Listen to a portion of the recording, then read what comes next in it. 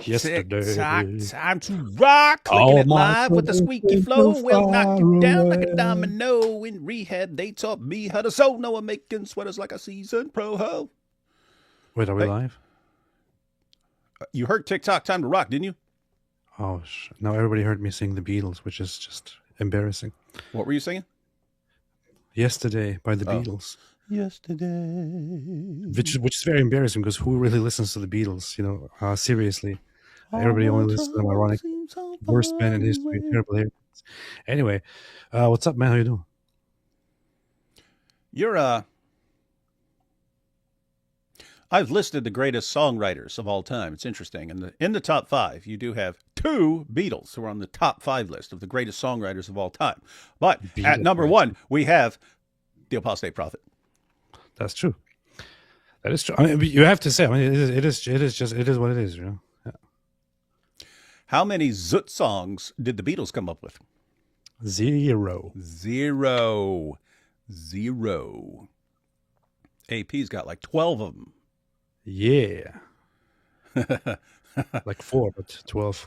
Kind of like the same thing. Yeah. My wife, like 20 minutes ago, came in the room and was cracking up. I said, "What are you laughing at?" She said she was watching some rant about Muhammad. She said she cracks up now because now on everyone's list is, and then he got gangbanged in the desert. Pretty funny, isn't it? Oh, it's so funny. Man. I hear it from random people. Like, hey, dude. Like I was in London when I was at Tommy Robinson's last rally, and then I just see random people at the rally. After the rally is done, and I'm walking away, and crowds are walking around, and somebody's like, "Hey, what's up, man? AP, hey, be careful! Don't walk into the zoot." It's everywhere, man. Oh yeah. I told you.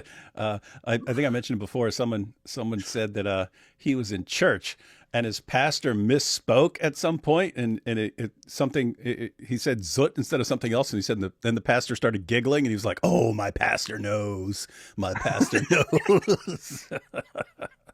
Oh gosh. And we got. We have to narrow it down. We have to narrow it down to which issue we want to popularize. It just helps focusing on like one thing and making it really well known throughout. They worked with the Islamic dilemma. Now everyone's using the Islamic dilemma. It worked with the zut. Now everyone's talking about the zut. So next year we're going to be talking about Muhammad in the Bible. We're going to completely destroy that argument. We're gonna keep expanding on the Islamic dilemma. So we're gonna keep building on the work that we've done, on the foundations that we have built. But we have to figure out which other issue we want to focus on next year to popularize. Can either be Muhammad in women's clothing. I have a bunch of stuff on that. Can be Muhammad when he climbed down into the grave and did a little hanky-panky with a dead woman. There's the story about Muhammad's toothbrush when the guy later on, they kept his toothbrush, and this guy, to insult Muhammad, said, look, here's what I think of this toothbrush. He grabbed his toothbrush and shoved it up his butt. And then there's all these stories about this dude later giving birth from his butt to like this this rat, fish, and something else monster. And then the dude died and stuff. That's not specifically about Muhammad, but it kind of shows how screwed up their sources are. I'm sure that totally happened. Yeah. We might have to do some of that stuff. And here's what's interesting. It's the Arabic speaker channels that really bring out some of the wild stuff from their sources, and they'll use it for a while. And then we help to catch on in the English speaking world. But there's also stuff. I've been hearing this for a while. That Muhammad was clearly being abused when he was young by some of the people around him, his uncle and so on. So that's a difficult one because that's not on Muhammad, but might need people to understand that because it might explain some things later in life about how screwed up he was. Of course. And there are also aspects where, when we talk about who Muhammad was in reality. Aspects. Seriously, you're seriously going to use that word? I've just said it's a sensitive issue and we shouldn't make jokes about it. And you didn't last 6 seconds. I mean, there are certain things about Muhammad that when we talk about them, when we talk about who Muhammad really was, there are certain parts of it where I feel like, okay, man, this was a guy who genuinely went through some hardship, who genuinely struggled with certain things, and so you want to kind of sensitively talk about certain things, such as he was abandoned. His father was under weird circumstances, dead before he was born. His mother barely knew him, and then left him at some different place. He grew up being just estranged and lonely and rebellious after a while due to those circumstances against his environment. Being treated as a little dummy and all that, possibly going through different types of abuse, having mental problems, having most likely, according to the Islamic accounts, even symptoms that clearly show, you could say, psychological issues. You could say psychological mental problems. Others could interpret them as possessions, as demon possession. But he would clearly have things like heavy sweating and making snorting noises and falling over and what looks like seizures and things like that, having hallucinations. There are these aspects, and these things are not necessarily things that we want to really make fun of, because it's serious stuff.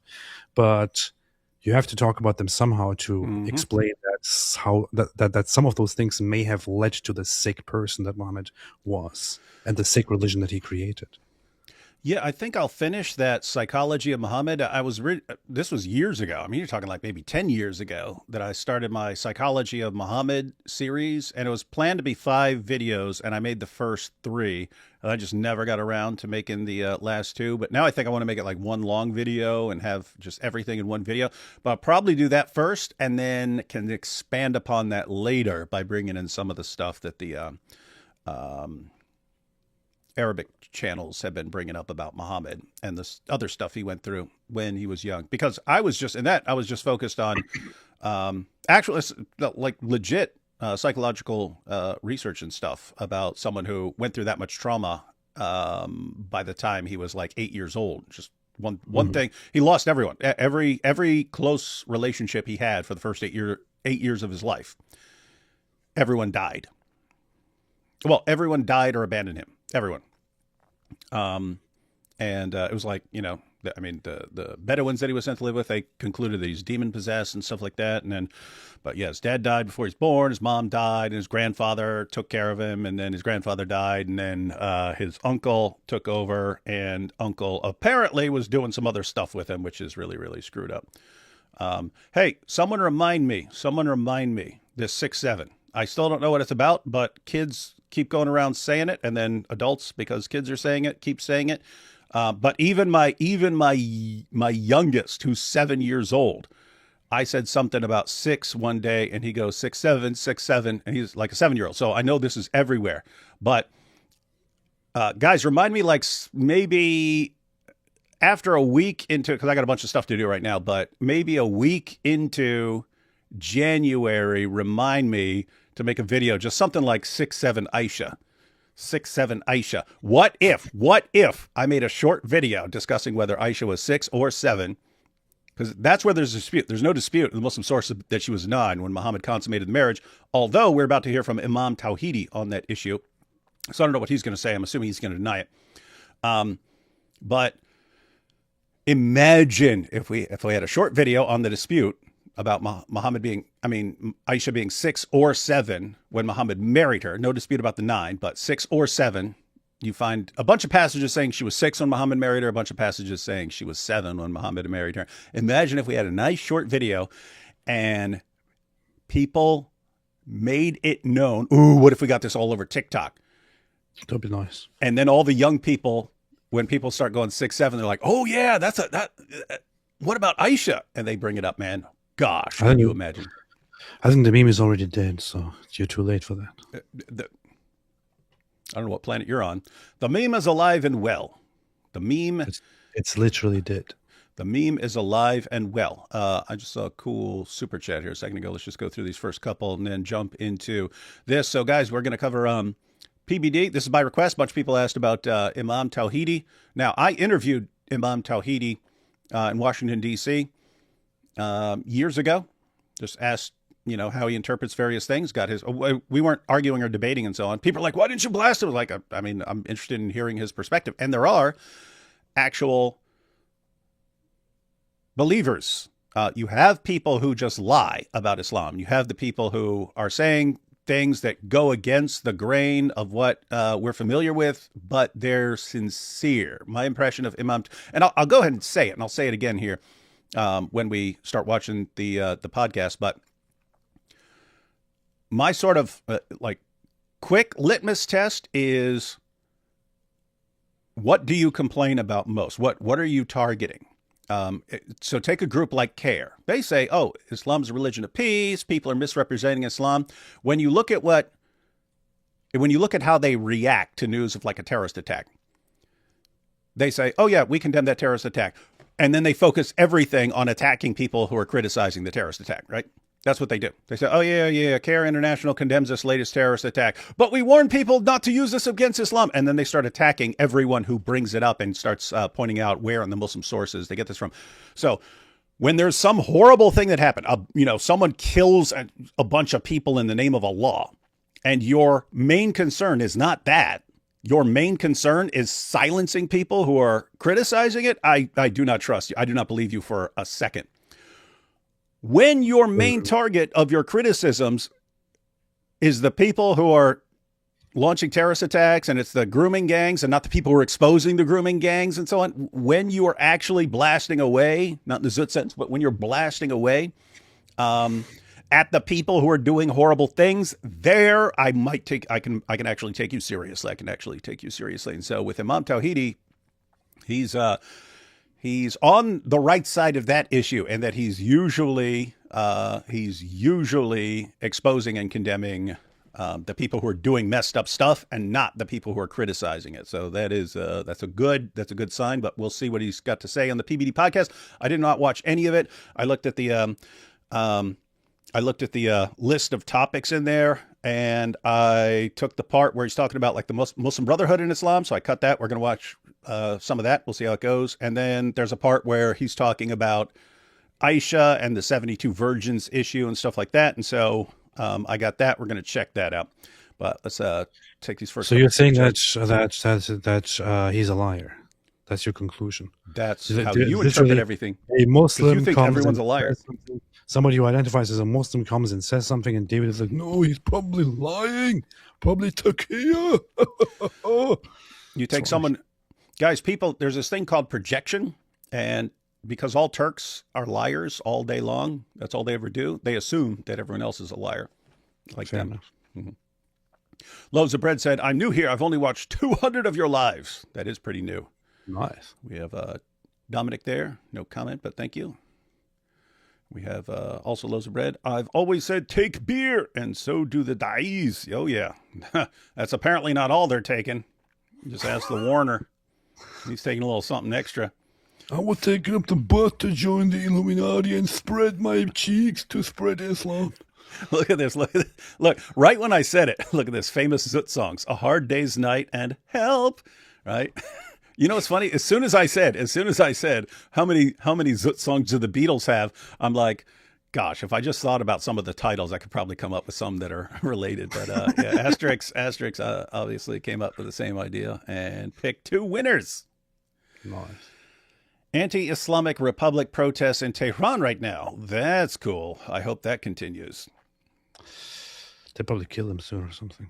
Beauty isn't a property of objects. It's an emotion in the mind. Demons can manipulate it. I'm still caught in demonic bondage. How can I become regenerate? Hey, Nordine, what is up with you? You keep telling me I have to focus on demons and Yajuj and Majuj and all this stuff. And here you're saying that you are caught in demonic bondage. Get to church. Stay there. Be there as much as possible. Be around some super hardcore Christians who will lay hands on you. Not the way the Warner wants people to lay hands on him, but get some people who are not scared of demons and will start casting things out and rebuking things in the name of Jesus. For losers. AP didn't read this super chat yesterday, so I will write it here. Shame on AP. My 7-year-old son said, I would rather eat turkey than go to Turkey. Proud dad moment. That's I literally read that super chat during the live stream. I remember exactly how I read that super chat. Take back your false claim, Aussie. Hey, that's what's funny. People post a super chat and then they like get up to pee or something like that, and they come back and they didn't see that their super chat was read, and then they complain, "You didn't read my super chat. Read my super chat. How dare you?" I literally did. Still a proud dad moment. So now that got read on 2 separate awesome live streams. Here we have the Apostate Prophet. Is that Lily J, the Apostate Prophet? What the heck, man? What's wrong? You guys got issues, man. You guys got issues. What is wrong with you? Hey, everyone, don't forget to stream Season 1, Episode 30 of Lily J's World, titled Tonight's a Hoot with the old Zoot. All right. So I have to say one thing here. I'm screenshotting that. What? Some things might go a little bit too far. Yeah. So the Apostate Prophet, I would recommend not using that. Just so you know. The Apostate Prophet? Yeah, that and the profile picture with it. She might be a complete dummy, but still, you know. Let's remember the morals of the... Yeah. There will come a time in 2026 at some point where we all just go through Lily J's stupid videos. We've been occasionally responding to this here, occasionally responding to that there, but overall we're letting her become more and more influential in the Dawah scene while we focus on all the previous generation. Guys, remember we say, these guys last like, 3, 5, maybe 6 or 7 years. 6 or 7, you were like senior citizen in the Dawah community because you're normally long gone by then. But we're getting rid of the old guard, and we need the new people coming in. So we want to let them build up popularity for a little while before we crush them. But that will come in 2026. That will be long enough for her to build up. Inshallah. If you want to attack her over that kind of stuff, she literally has music videos up on her channel right now. The same YouTube channel that she uses to spread Islam and to talk about Islam. On the very same YouTube channel, she literally has a music video that is highly sexual on there.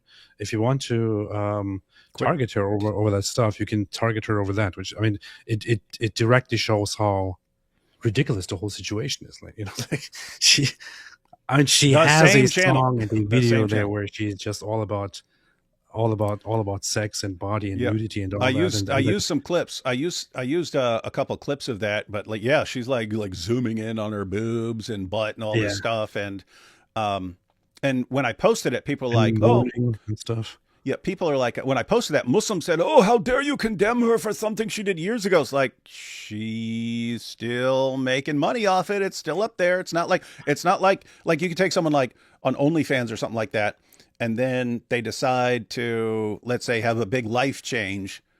Well, I'm all in favor of them having some big life change. If they still keep all their OnlyFans stuff going and still making money off it and stuff like that, I'm not taking you seriously right now. Yeah. It's pretty messed up. Hey, check this out. Aquila says, 20-year-old here, just told my parents I left Islam and now believe in Jesus. Got disowned, but I still have faith. Islam is falling. Jesus is risen. Very, very good to hear. Super based. That's the one I wanted to get to, but we'll check out these last couple real quick. Have you considered the possibility of angelic influences in the world? Yeah. I think you should consider it and talk exclusively about how angelic forces are intersecting with our world and society. Yeah, that makes sense. This is the flip side of Nordine's comment. Watched a nature documentary about Borneo today, and since then I imagine what an orangutan would think if he saw a ginger Dawah guy. That is funny. The orangutans are kind of the gingers of The primate world. Let's see. Dwap. Consider if you would invite Goldie Gamari to join you all on the podcast soon to talk about revolution and Islamic oppression in Iran would be based. I would love to. I was actually supposed to have a live stream with her a long time ago, and long time ago. then it didn't happen because at that time there was a lot of stuff going on in Iran. Because there's a lot of stuff happening. Thank you for adding music to that. And I was also adding music. and I was also very busy, so it didn't happen. But I might just get back to that and do that sometime. But it made me shiver. With every excuse AP delivered. I plan on purchasing an ERV Bible, but I would appreciate your thoughts on it. Also, as soon as I get my GED, I want to attend Kairos University, though I don't have any detailed plan yet. Any advice? ERV Bible, what's that? What's an ARV Bible? I never heard of that. Easy to read version. Is it? Yeah, that's literally what it is. Yeah, as long as it's accurate, no problem with that. Want to attend Kairos University. No, if it's not KJV, then don't read it. Don't have any detailed plans yet. Yeah, we can't give you life advice on what you should be doing at university if we don't know anything else about you. Because, if you wanted to go into apologetics, that would be one thing. But, I mean, you could want to do a million different things in life. And AP is the last person I would listen to on something like that. Yeah. Turkey roasting is just worth being read twice. That's true. Turkey roasting. Are we ever going to see Dr. Zut shake your booty and the Warner in the boom boom room? We do need Dr. Zut would be a cool character. Dr. Zut. Hey, that's a funny idea. I'll make a note of that. Dr. Zut. Please watch Billy Carlson live right now. It's gold. You mean the dude that Wes Huff debated? Who's Billy Carlson? Yeah, there's Billy Carson. Player? There's that dude who's in all the crystals that Wes Huff crushed and got instantly famous because he crushed a dude so bad. All right, ready to check this out? Yeah. So we have Imam Tawhidi came on the PBD podcast. And again, it's how long was that? It was over an hour, maybe 2 hours. I don't know. It was a long live stream. I cut the part to watch here about him talking about the Muslim Brotherhood and so on.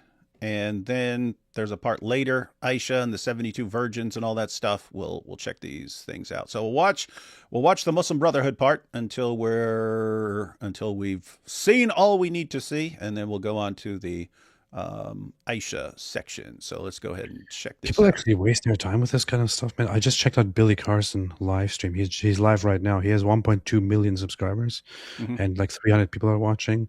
And he's on a panel with a bunch of people, and they're just talking about the etheric world and how the wind may be sentient and all that. Like, people actually waste their time with this kind of garbage. It's kind of funny, man. Well, it's good if it's 300 people. It's not terrible. It's not terrible. That is funny. All right. Let's go ahead and check this out. Today we have a special guest with us, Imam Mohammed Tawhidi, depending on how you pronounce it. The dude's literally right in front of you. You didn't think to say, how do I pronounce your name? Tawhidi, 5 I seconds don't know before how you it's start. pronounced. Whatever, Tawhidi, whatever it is. Okay. Towhead, Towhead. Dude, learn the dude's name. He's right in front of you. You're going to sound racist. It's Tawhidi. I'm literally right here. Yeah, anyway, however it is pronounced, who knows? He's right here in the studio with us. I'm saying that because anytime I bring on someone new, if I don't know how to pronounce their name, I'm just like, before I go live, I'm like, hey, how do I pronounce your name? I don't know. Everybody asks me always how to pronounce my name. So. Yeah. And everyone knows it's AP. Exactly. AP. It's not hard. All right, here we go. From Iran, Tawhidi. And this is a very, very interesting figure. I've been listening to and watching him for many, many years. He is the governing member of the Global Imams Council, advisor to counterterrorism at Trends Research and Advisory.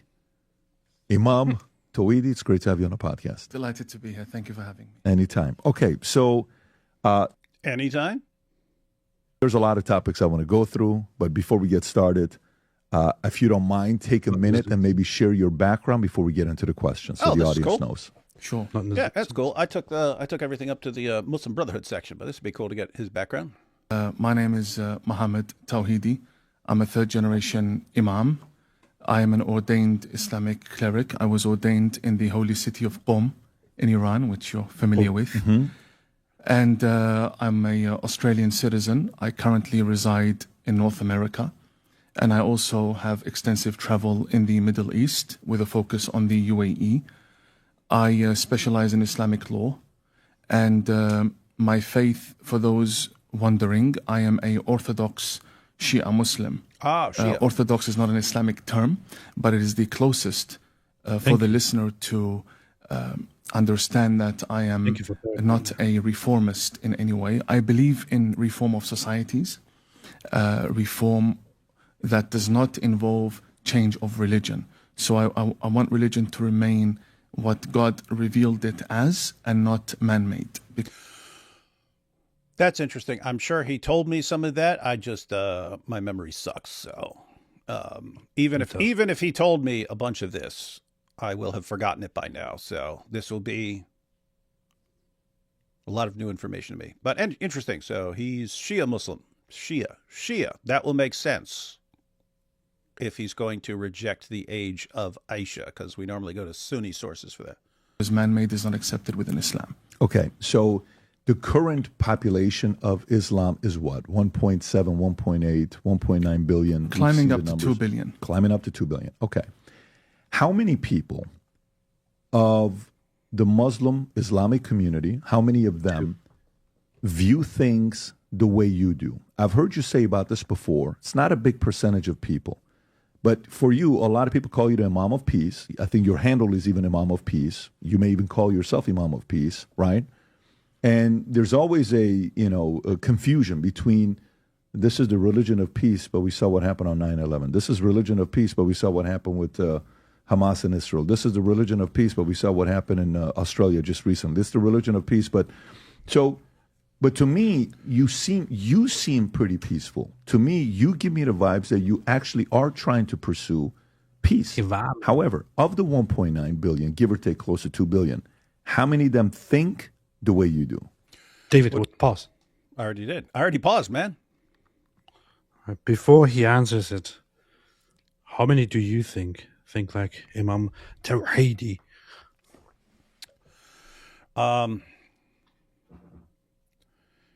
He's a Shia, so you're already dealing with a minority of, around 15% of the global population of Muslims. And you can see there are plenty of violent Shias. That's the regime in Iran, that's Hezbollah, that's a bunch of groups and so on.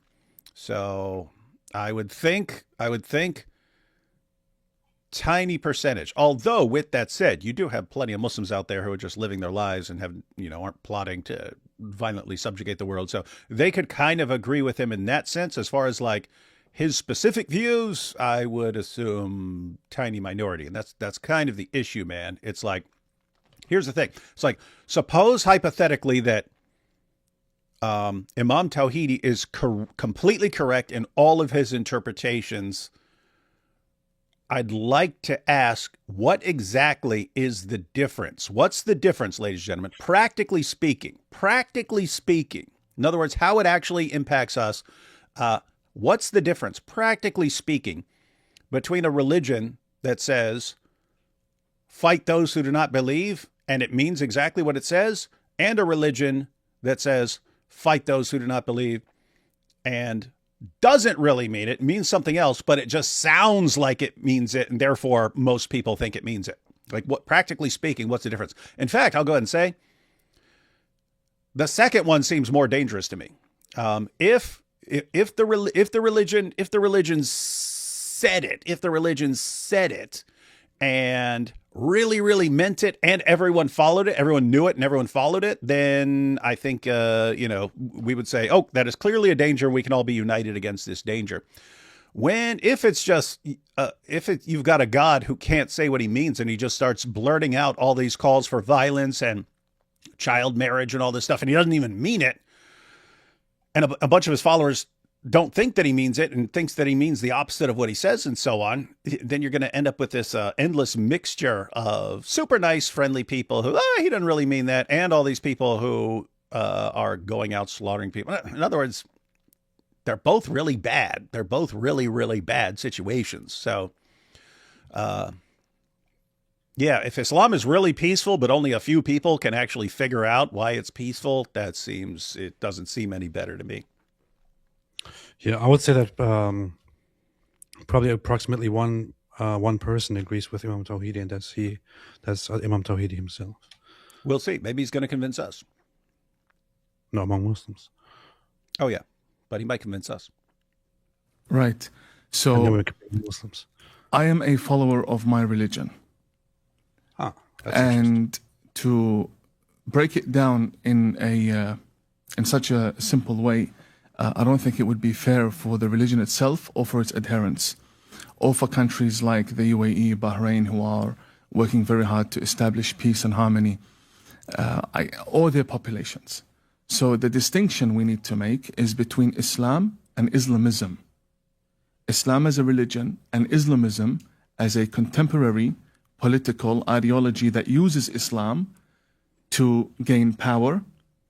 And Islamists are not a monolith. So there are Islamists who believe in participating in democratic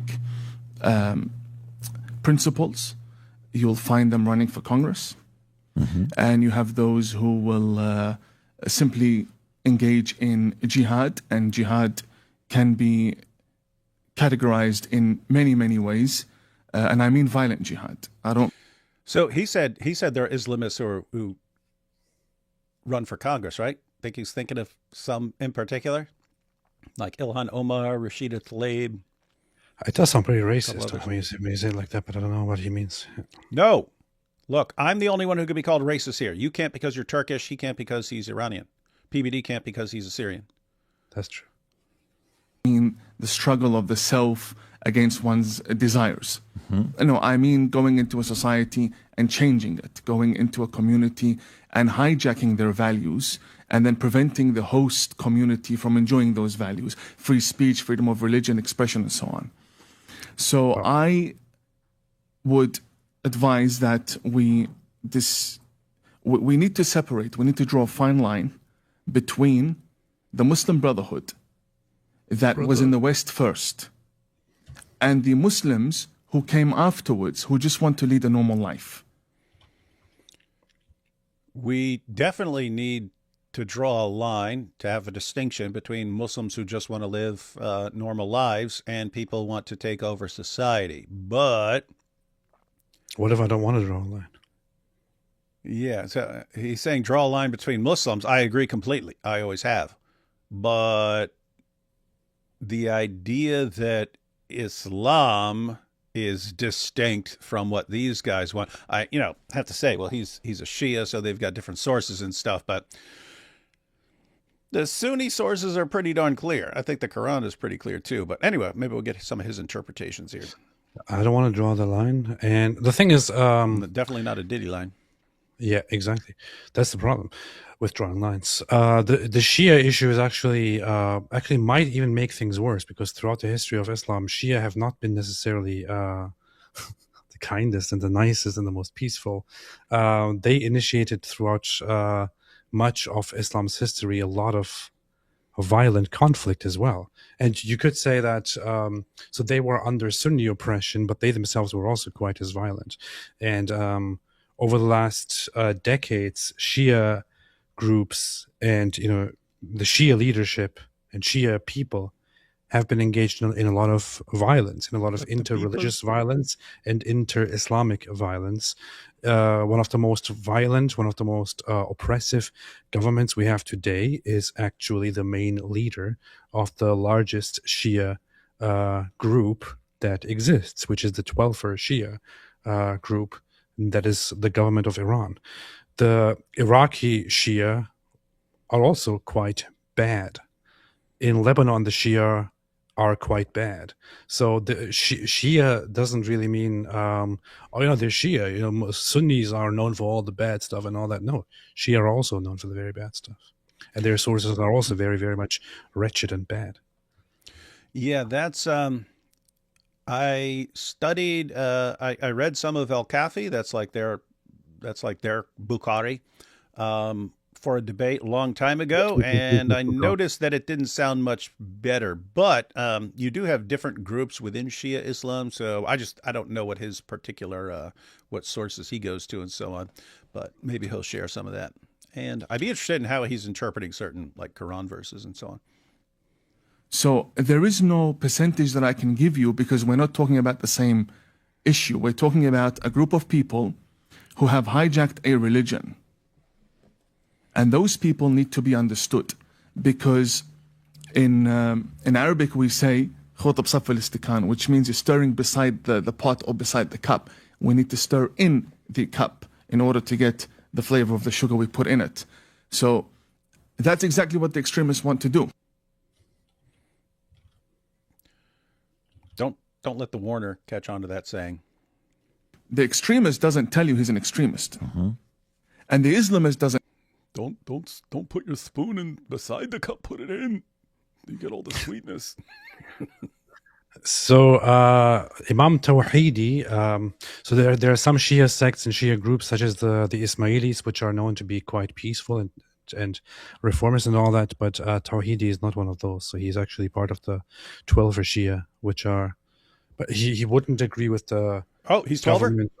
Yeah, he's 12er. So he wouldn't agree with the government and the leadership of Iran, for example, because he would be part of a rival 12er Shia group. But he is a 12er, and 12er is not a good way to go.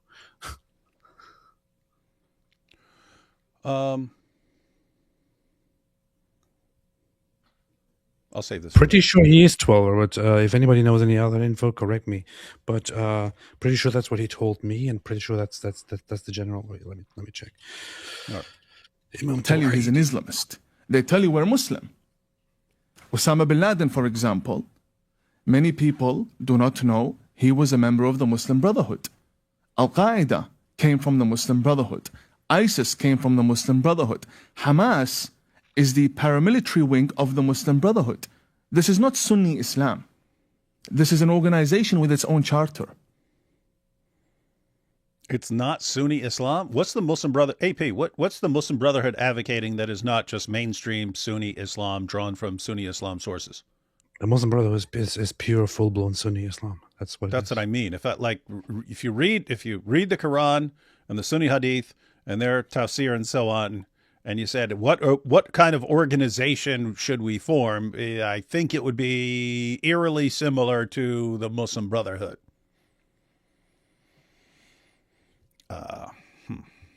That's the distinction we need to make. Otherwise, we will be discussing an issue that is very distant from the disease itself. Okay, so how different do you view the world? So let's put them in a different community, because I think it's very important to do this. You have those who are the extremist, okay, which you're kind of talking about. Then you have those who came afterwards, not the first Muslim Brotherhood that came. The other ones that just came, they're like, look, I just want to live in America. I just want to live in Australia. I just want to live my life and have a regular life. Then you have those who are like you know, claiming, presenting peace as the basis of the way you want to live. Okay. Give me when you're talking to Tommy Robinson, you said, I think there's around 5 million people like me, like you. Then he said, and really, really like me, it's only about 500,000 people that are like me. You said this to Tommy, I think, 7 or 8 years ago when you guys did an interview. 500,000. He thinks there are 500,000 people like him. And that's supposed to make us feel better about Islam. And oh yeah, okay, so it's only like the incredibly overwhelming vast majority who think completely differently. Whale. That's not good. And you have to say with a group like the Muslim Brotherhood, you say, the Muslim Brotherhood, because, you sit there and you look at Nigeria, Nigeria is a very different place from a country in the Middle East, which is very different from a country, in Asia, like Pakistan or Afghanistan. And yet, there are lots of Muslims in Afghanistan and in Pakistan and in the Middle East and in Africa and even in the United States and Canada and UK and so on, who somehow misinterpret Islam in exactly the same way. Like they're all misinterpreting Islam, but they all misinterpret it as, oh yeah, we are supposed to violently subjugate the world. And dude, it is a coincidence. No, I'm thinking about how he would respond. He would say, that's because you had an organization, the Muslim Brotherhood, that, influenced things globally. But I'm thinking, I mean, if you're out talking to Muslims and saying this is Islam, like, why do people agree? I mean, think if a Muslim organization just came forward and said, hey, you know what? We can all eat pork. Eating pork is fully halal. I'm assuming you wouldn't. A bunch of people would point out, no, that's wrong. You got a problem there. That doesn't work. Here's the refutation in the Quran. We got the Muslim Brotherhood. Hey, we're supposed to subjugate the world. We're supposed to fight those who do not believe in Allah and so on. And, everyone, yeah. Now let's get on board with that. It's like, okay, well, why aren't people going through the sources and saying, this is completely wrong according to the Muslim sources? Well, because you've got fight those who do not believe in Allah. You've got Muhammad in the Sunni Hadith collection saying, I've been commanded to fight people until they say there's no God but Allah and Muhammad is his prophet and so on. So in other words, when you have a genuinely peaceful Muslim, if he were to debate someone from the Muslim Brotherhood who knows the sources, and they were to debate who is more aligned with authentic Islam, I think the Muslim Brotherhood guy is going to crush everyone else. Yes. Okay. But today, if you're able to break it down, I think the extremist is this, the people that are just living their regular life is this, and this, or maybe even if you want to add anything else to it as well. How would you break down those sects? Yeah, I think I was very general when speaking to Tommy in that interview, and I believe I understood the question to be within Australia. So how many like you within Australia? And I still believe those numbers are accurate. I think the majority of Muslims are not only supportive of peace, they lead a peaceful lifestyle. And they do not want to see the Muslim Brotherhood or Bin Laden or ISIS or Hamas as their representatives. See, this is just nonsense. And this is where I, even if at some point I have a tendency to support somebody who, despite claiming not to be a reformist, comes in and tries to, change the Muslims from within and all that, which, just doesn't work. But when when he starts saying something like this, that's where I just lose all interest and patience, because this is just pure nonsense. This is complete nonsense. Most Muslims around the world may be peaceful, because most people in the world, most Nazis are also peaceful. Most fascists are also, most communists are peaceful. Most whatever you want are peaceful. Most people who follow a violent ideology are peaceful. Most people who follow violent, evil, messed up ideologies, think of the worst ideology, the worst mindset, the worst belief system that you can think of. Most people who follow it are peaceful people. Because most people do not simply go out and take action and spend their lives in activism and militarism, as militants and whatever it is. Most people simply live their lives, even if they have certain convictions, even if they subscribe to certain ideas. They like to believe in certain things, or they like to support certain things passively while living their lives, because humans are in this world where they are bound by life conditions that force them to live regular lives, or by pleasures that make them live regular lives. That does not mean, just because most Muslims are peaceful people, because most people are peaceful people, that doesn't mean that that most Muslims also desire peace, and most Muslims also disagree with chaos and with things like the goals of the Muslim Brotherhood. I would say that looking at any poll, at any survey, at any research conducted by Pew Research or any other organization that has ever gone into this field, you can clearly tell that the majority of Muslims around the world agree with certain things, like those who offend Muslims and Muhammad need to be executed. We need to have Islamic law ruling everywhere. We need to fight if the time comes, if the circumstances arise, and so on. I simply do not buy the idea, no matter who it says, that, oh yeah, most Muslims are peaceful people, and also, yeah, most Muslims do not want any kind of bad stuff happening. No, I mean, if the Muslim Brotherhood actually emerged as a promising force in the world and openly declared their goal everywhere in every country and said, hey guys, Muslims, we need your support now. We are currently on a very, very good trajectory to turn all of these Western countries into Muslim nations within 10 years. I would say that the majority of Muslims would probably look favorably upon that. You don't know what you're talking about. Who are you supposed to listen to? You or an Imam? And the evidence of that, because I'm not I would point to, is the reaction to October 7. Mm-hmm. How many did we see flood the streets in support of Hamas? How many did we see? I could safely say across the American continent, around about 150,000 would have flooded the streets between Toronto and Montreal and New York. And that continues, but it's the same community. I don't think we saw 3 million flood the streets, Muslims supporting Hamas. You see how bad the argument is, David. It wasn't a billion.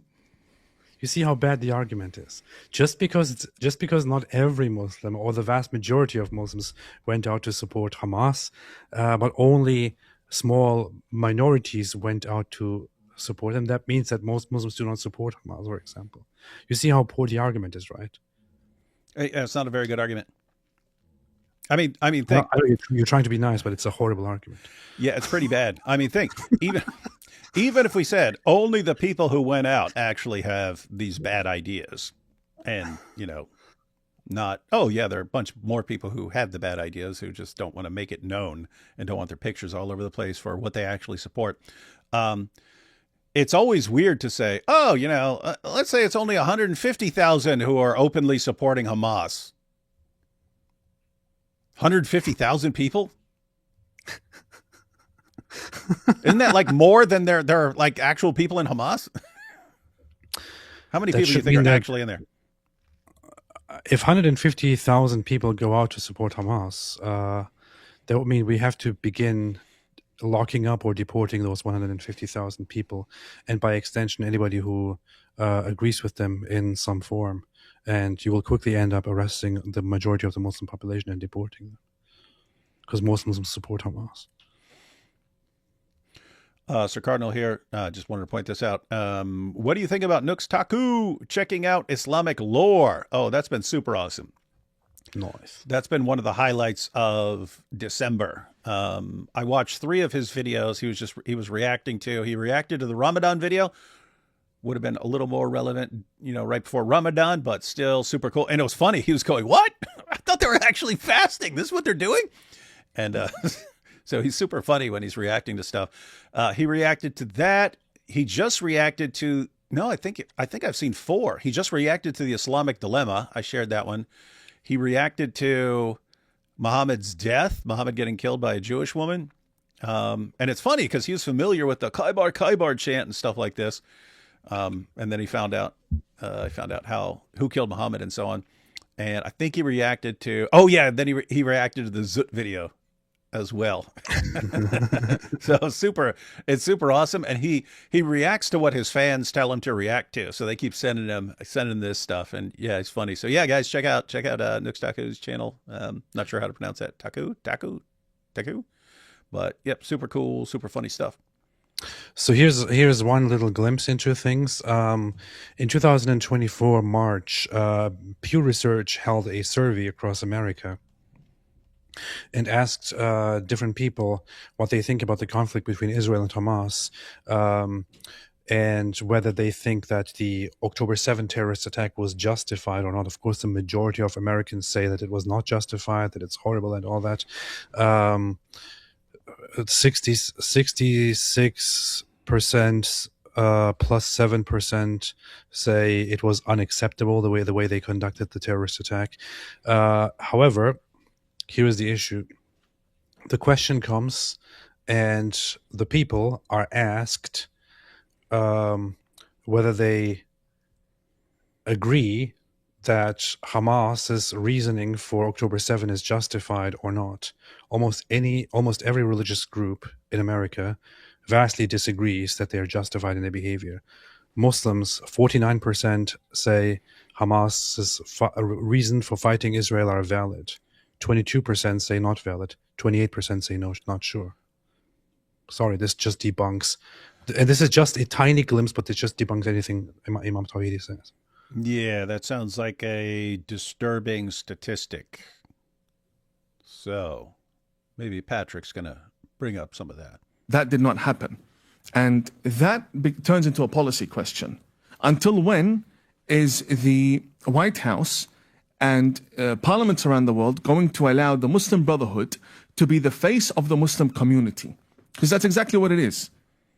In Obama's time, CARE, which congratulations to Florida and to Texas, I think a very, very important move, designating CARE as a terrorist entity. That's cool. He congratulated him on it. In your face, CARE. Me and the Imam of Peace and AP all think you got what you deserved because you guys do support that stuff. Yeah.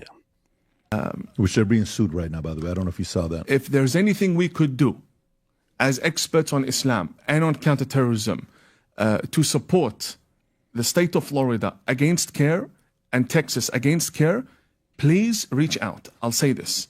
I don't know whether they'll win or lose. It does not matter. The point is we cannot allow them to operate freely. And I do understand there is a lack of Muslim expertise pushing back against CARE because they're intimidated by them. They're like a mafia. That's exactly what they are. They're a Muslim mafia. And there was literally a book called Muslim Mafia written about CARE. So congratulations to that. That is a... It was funny. It was a dude who like infiltrated. He pretended to be a Muslim convert and worked for them for a while and then made a book about what he saw there. Very important distinction because CARE cannot walk into certain mosques. Please don't think CARE has the ability to walk into any mosque in America. No, they'll be kicked out. They have their own mosques. They have their own centers that That's they... not true. What? That's not true. Muslims probably generally view CARE favorably. I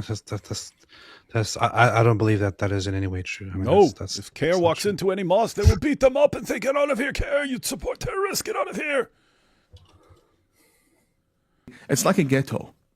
So they're very isolated. But Obama brought to them and made them the face of the Muslim community in America, the Muslim population in America. Why do you say Obama? Because that's when they declared victory. They became advisors to the White House. See, look, here's what I'm saying. Here's why I like this guy, even if I think he's very wrong on some things. Who's he calling out here? He's saying, yes, declare the Council on American Islamic Relations a terrorist group. Yes. Do not let these guys control you and spread this nonsense. I like that. That's someone I can take seriously. It's true. If a president of the United States of America hosts a Ramadan iftar where Muslims break their fast, and then he brings a member of the Muslim Brotherhood community to initiate the call to prayer, that is a symbolic victory for the Muslim Brotherhood worldwide. That's like infiltration 95% for them. That is very important right there. What he just said about symbolic victory for Muslims worldwide. That's the thing. When you get someone like when you get like a Muslim becoming mayor in the UK or New York City and so on, it's not just how much damage is this guy going to do because he's like Marxist combined with Islam and all this other like a cesspool of dangerous ideas all rolled up into one candidate. It's not just, hey, what damage is this guy going to do? The victory sends a message to Muslims worldwide. We're taking over these cities. We're taking over. This is how Allah is going to help us take over the world.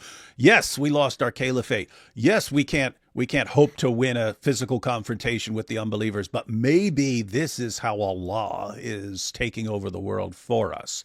And it encourages them to keep on with that mindset. That's how they see it. And they simply go back and tell their members, it's not just about symbolism. It's more about motivation. Because the Muslim Brotherhood can go 10 months with no success. And all of a sudden Ramadan comes and they're in the White House. So it somewhat validates everything that they have been doing before they came into the White House. And it will, by extension, validate everything they do afterwards.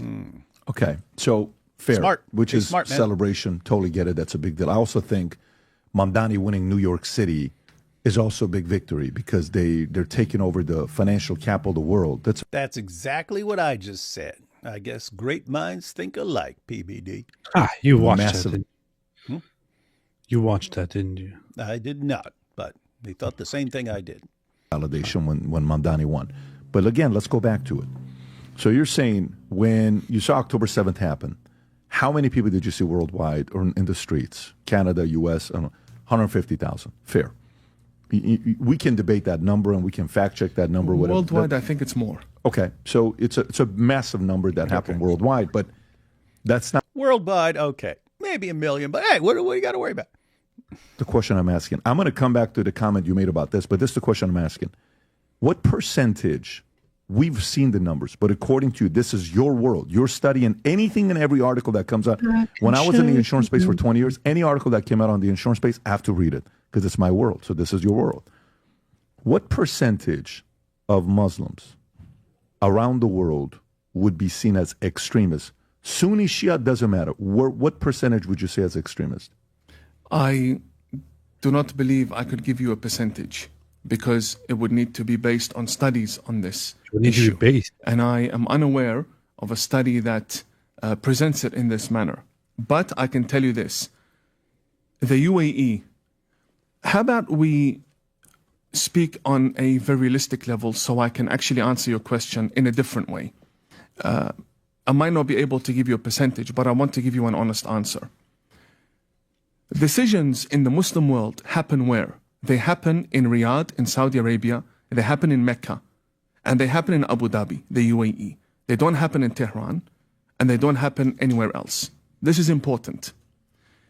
The decision makers of the Muslim world, both religion and region, are heading in a direction that is not only about the Abraham Accords, but it's more towards peace, coexistence, harmony, prosperity, building bridges with societies, total rejection of extremism, and so on.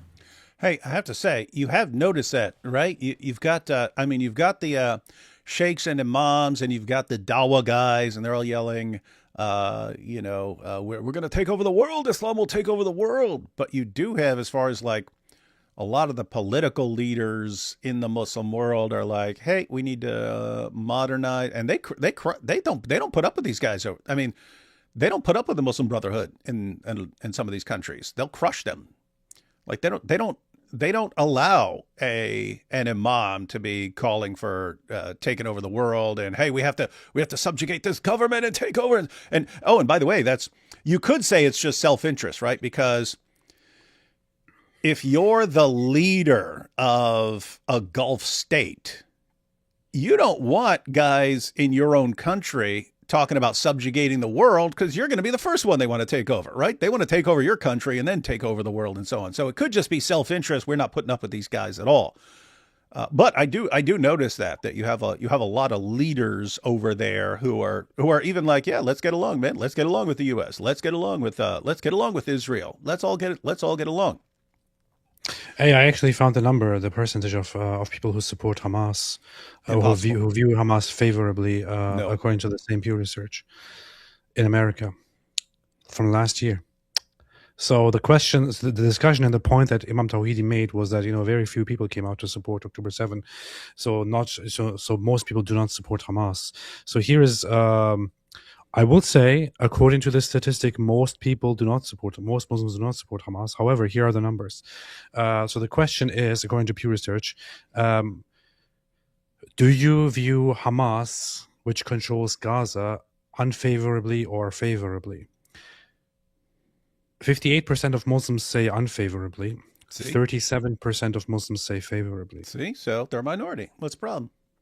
37% of Muslims say they view an Islamist terrorist organization, yeah, so which carried out a brutal 40%. terrorist attack favorably. Under and these 40%. are American Muslims. Yeah, so we're all safe. American Muslims. Yeah, so we're safe because the peaceful, kind, generous, loving Muslims will not let them terrorize us in the name of Allah. What are you laughing at, man? We're all safe. This means we're safe, dude. This is kind of similar to saying, this would be kind of similar to saying 20% of Muslims view ISIS favorably. Yeah. But it's a minority, man. 37%. Ha, that's nothing. Damn. In your face. Ha. So, AP has confirmed Islam is a religion of peace and tolerance. To be fair, I'm actually kind of surprised that that it's so low, but that's just because it's American Muslims, probably. The funny thing is, among religious groups, so here's white evangelical Protestants, 3% favorable. White Protestants, not evangelical, 3% favorable. Black Protestants, 13%. They probably didn't understand the question. Catholics, 10%. You hear that? Black people don't understand questions, according to Turkish guy here. That's not what I said. Religiously unaffiliated people, 9% favorably. Muslims, 37% view Hamas favorably. In America, in the United States of America, 37% of Muslims have a favorable view of Hamas. 37% support Hamas. Tiny minority, guys. I have to say, tiny minority.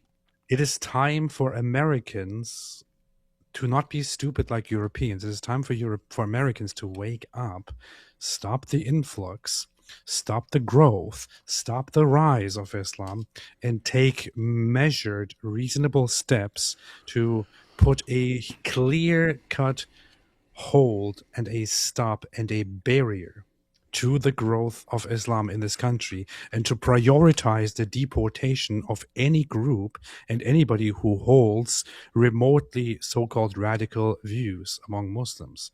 If somebody goes to a mosque and the mosque says, may Allah destroy the disbelievers, whoop, round up, deport, shut down the place. The numbers you just shared give a very different perspective on what should happen. If the majority of Muslims do not support terrorist groups, shouldn't we import as many as possible so we'll have, so that the Muslims who don't support terror will have an even greater majority over the people who support terror? So we need to bring in millions and millions and millions of Muslims. Powerful.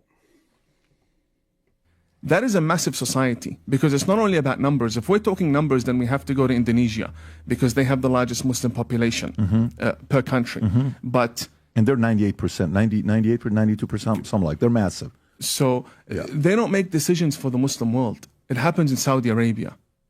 My message is more than welcome in Saudi Arabia. My message is more than welcome in the UAE. And the same applies to Bahrain.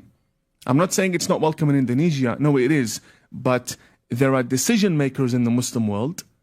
And if the decision makers are heading in a certain direction, that should be able to answer where the religion is heading in terms of direction and mood and priorities and so on. What are you laughing at, man? I wish they could actually make a survey of laying out Imam Tawhidi's views and then asking Muslims in Muslim countries how many of them agree with Imam Tawhidi. I would really love to see the results. Yeah, this isn't like empirical research, but let me just say, because I interact with Muslims a lot on X, I get X just feeds me what Muslims are saying from around the world. I've seen way more Muslims complaining about Tawhidi than I've seen supporting him. Just on X, I see lots of people complaining about him, calling him out, condemning him, calling for curses on him, and so on. Which that's cool that he's willing to endure all that and call these guys out. Because I mean, these guys would come after him just as quickly as they come after us, maybe even quicker. So it's cool that he's still calling these guys out and so on. But I'm back to that question. Like, okay, assuming you're right, assuming Imam Tawhidi is right, you've got a lot of people who are misunderstanding Islam in the same way, and that same way that they're all misunderstanding Islam calls for my death, AP's death, and Imam Tawhidi's death, and PBD's death, and the subjugation of the world. And so Islam is screwed up either way. Also give you a clear understanding of the future of the religion if it is being led by Abu Dhabi, the Abraham Accords, the Abrahamic family house, that sort of narrative, and total rejection of the Muslim Brotherhood. So though I can't give you a percentage of how many Muslims out of the 2 billion are extremist, how many are fundamentalist, how many are just Muslim by name, how many are practicing, how many practice only in Ramadan, that's a breakdown that I cannot provide honestly. But what I can say is that the decision makers of the Muslim world are heading in a direction that is very positive, right? And I also believe that they are being supported greatly by the rest of the Muslim world. Pakistan, for example, the Muslims in India, for example, these are massive populations that are in line with what Mecca, Saudi Arabia, and the UAE are doing. And there are other countries that are not in line, right? Such as the Palestinian territories and others that are obvious. Okay, so this...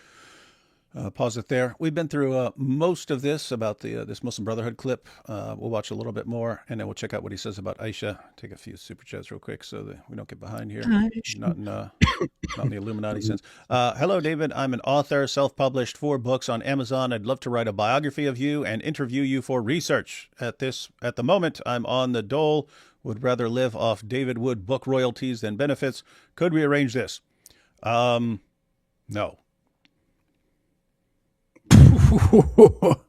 Dude, man, it's very rude.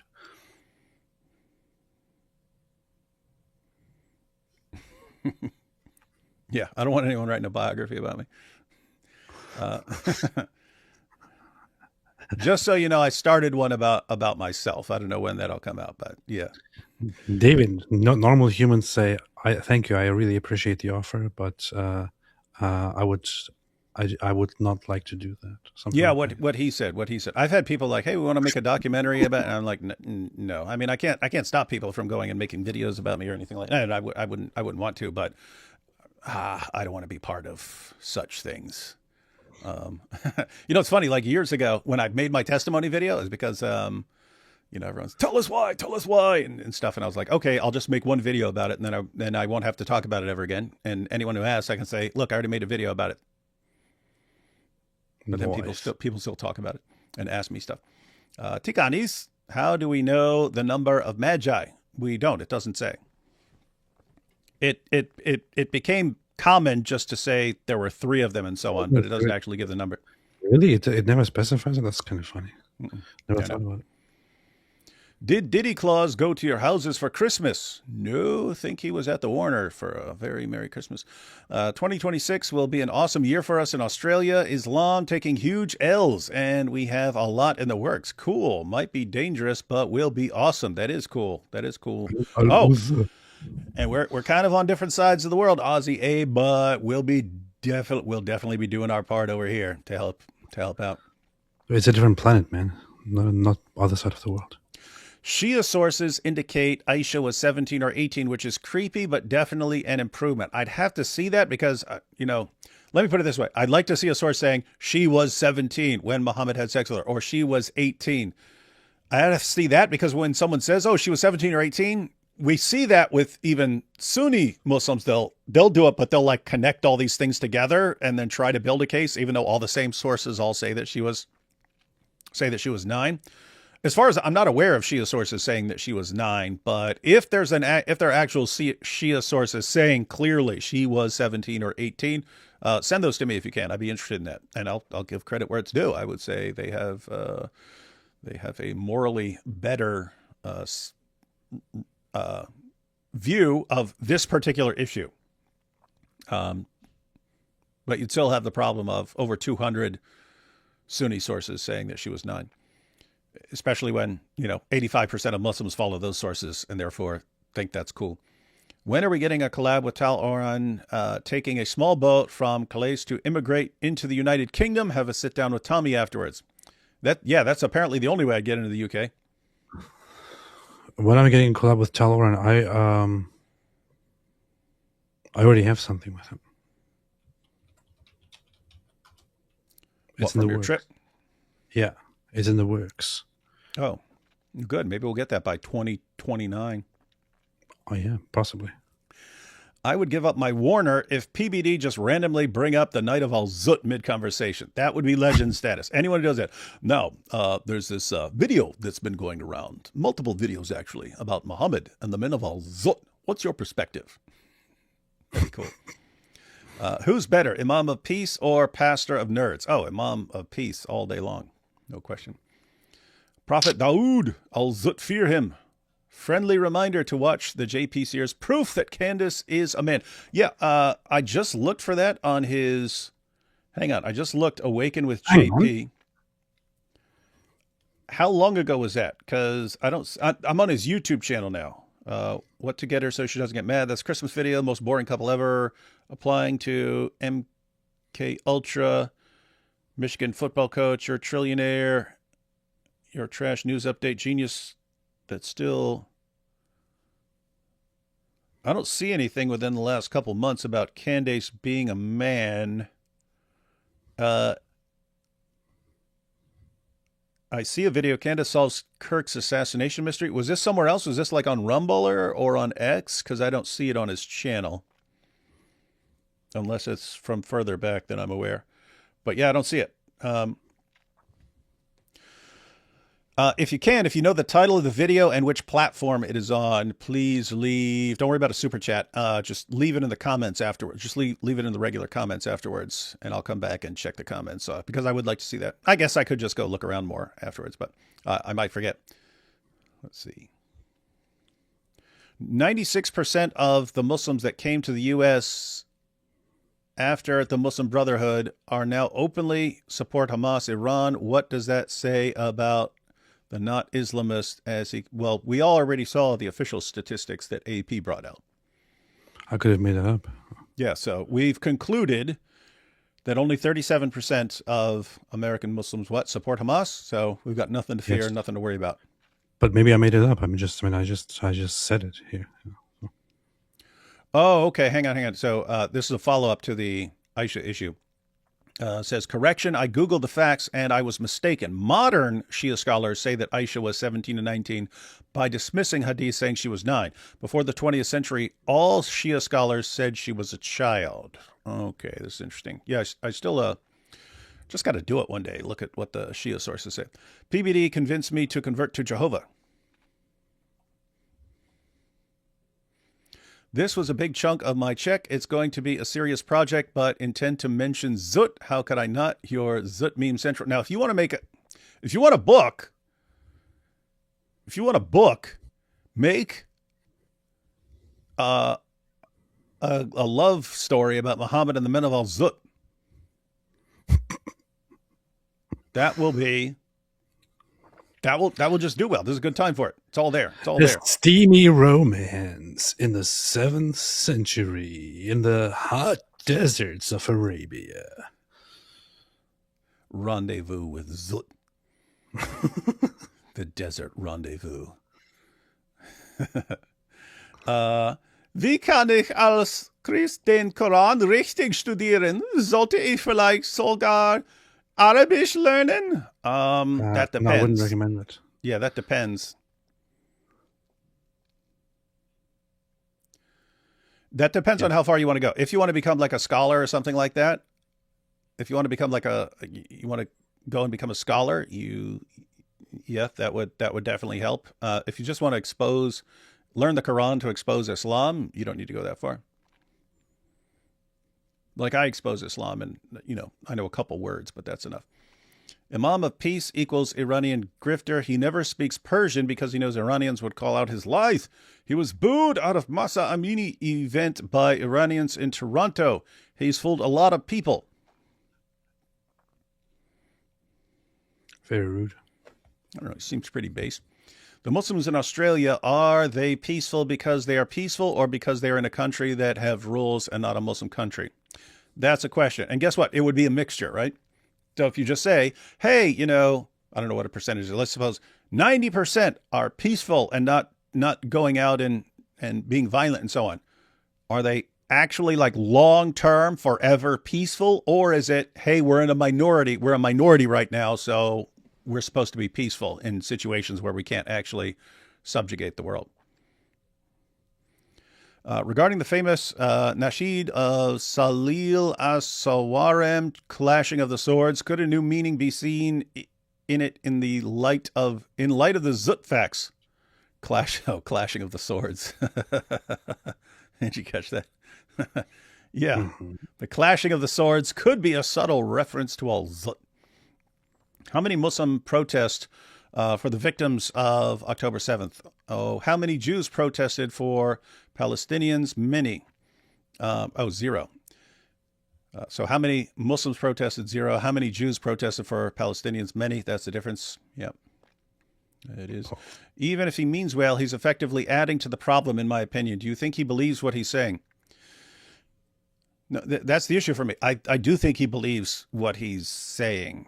I just don't believe it makes a tremendous difference. And, if he's calling out the terrorists and the groomers and all this stuff, all for it. Hope he does an awesome job at that.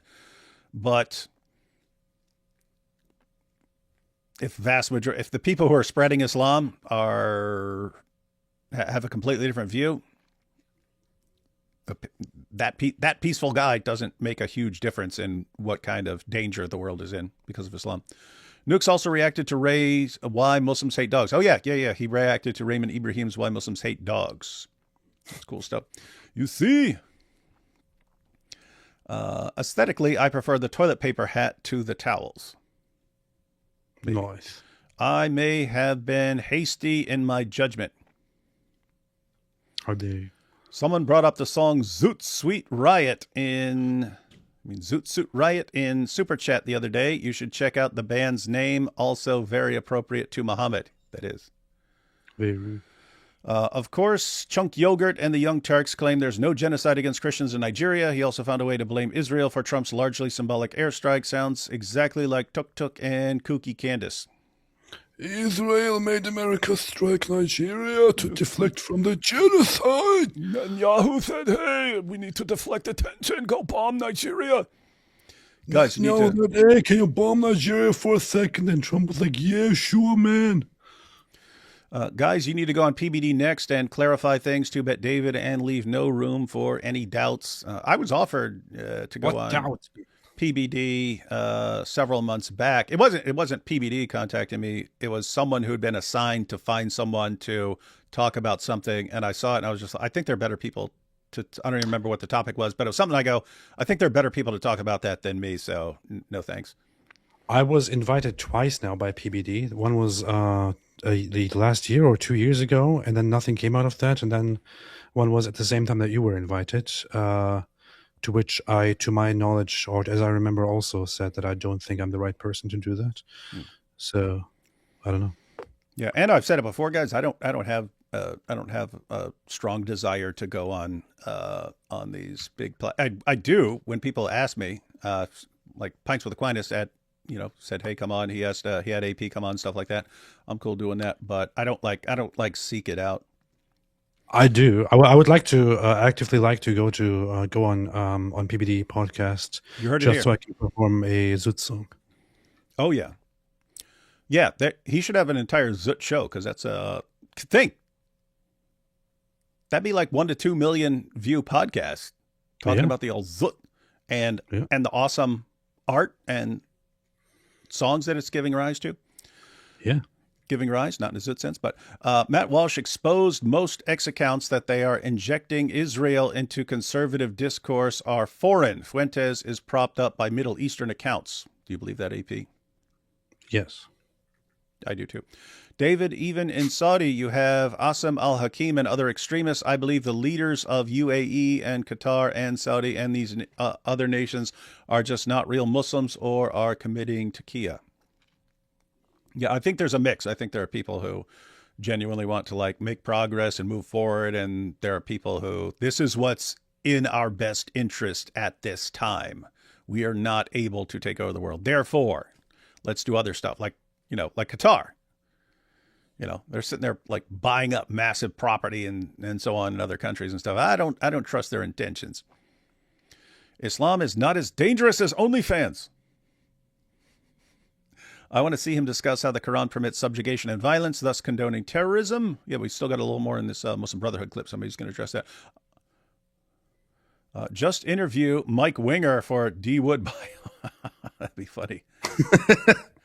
I used to fight Islam with bullets and bombs when I was in the infantry. I can no longer fight in that manner, but the weapons you guys have given me, I will be forever grateful for. Thank you. Yeah, keep in mind, in the long run, you can stop every jihadi. As long as the ideology is there calling for jihad, there's going to be an endless supply of jihadis. And therefore, you have to deal with the ideology. Long term, you have to deal with the ideology. Short term, yes, you do have to deal with terrorist attacks and things like that.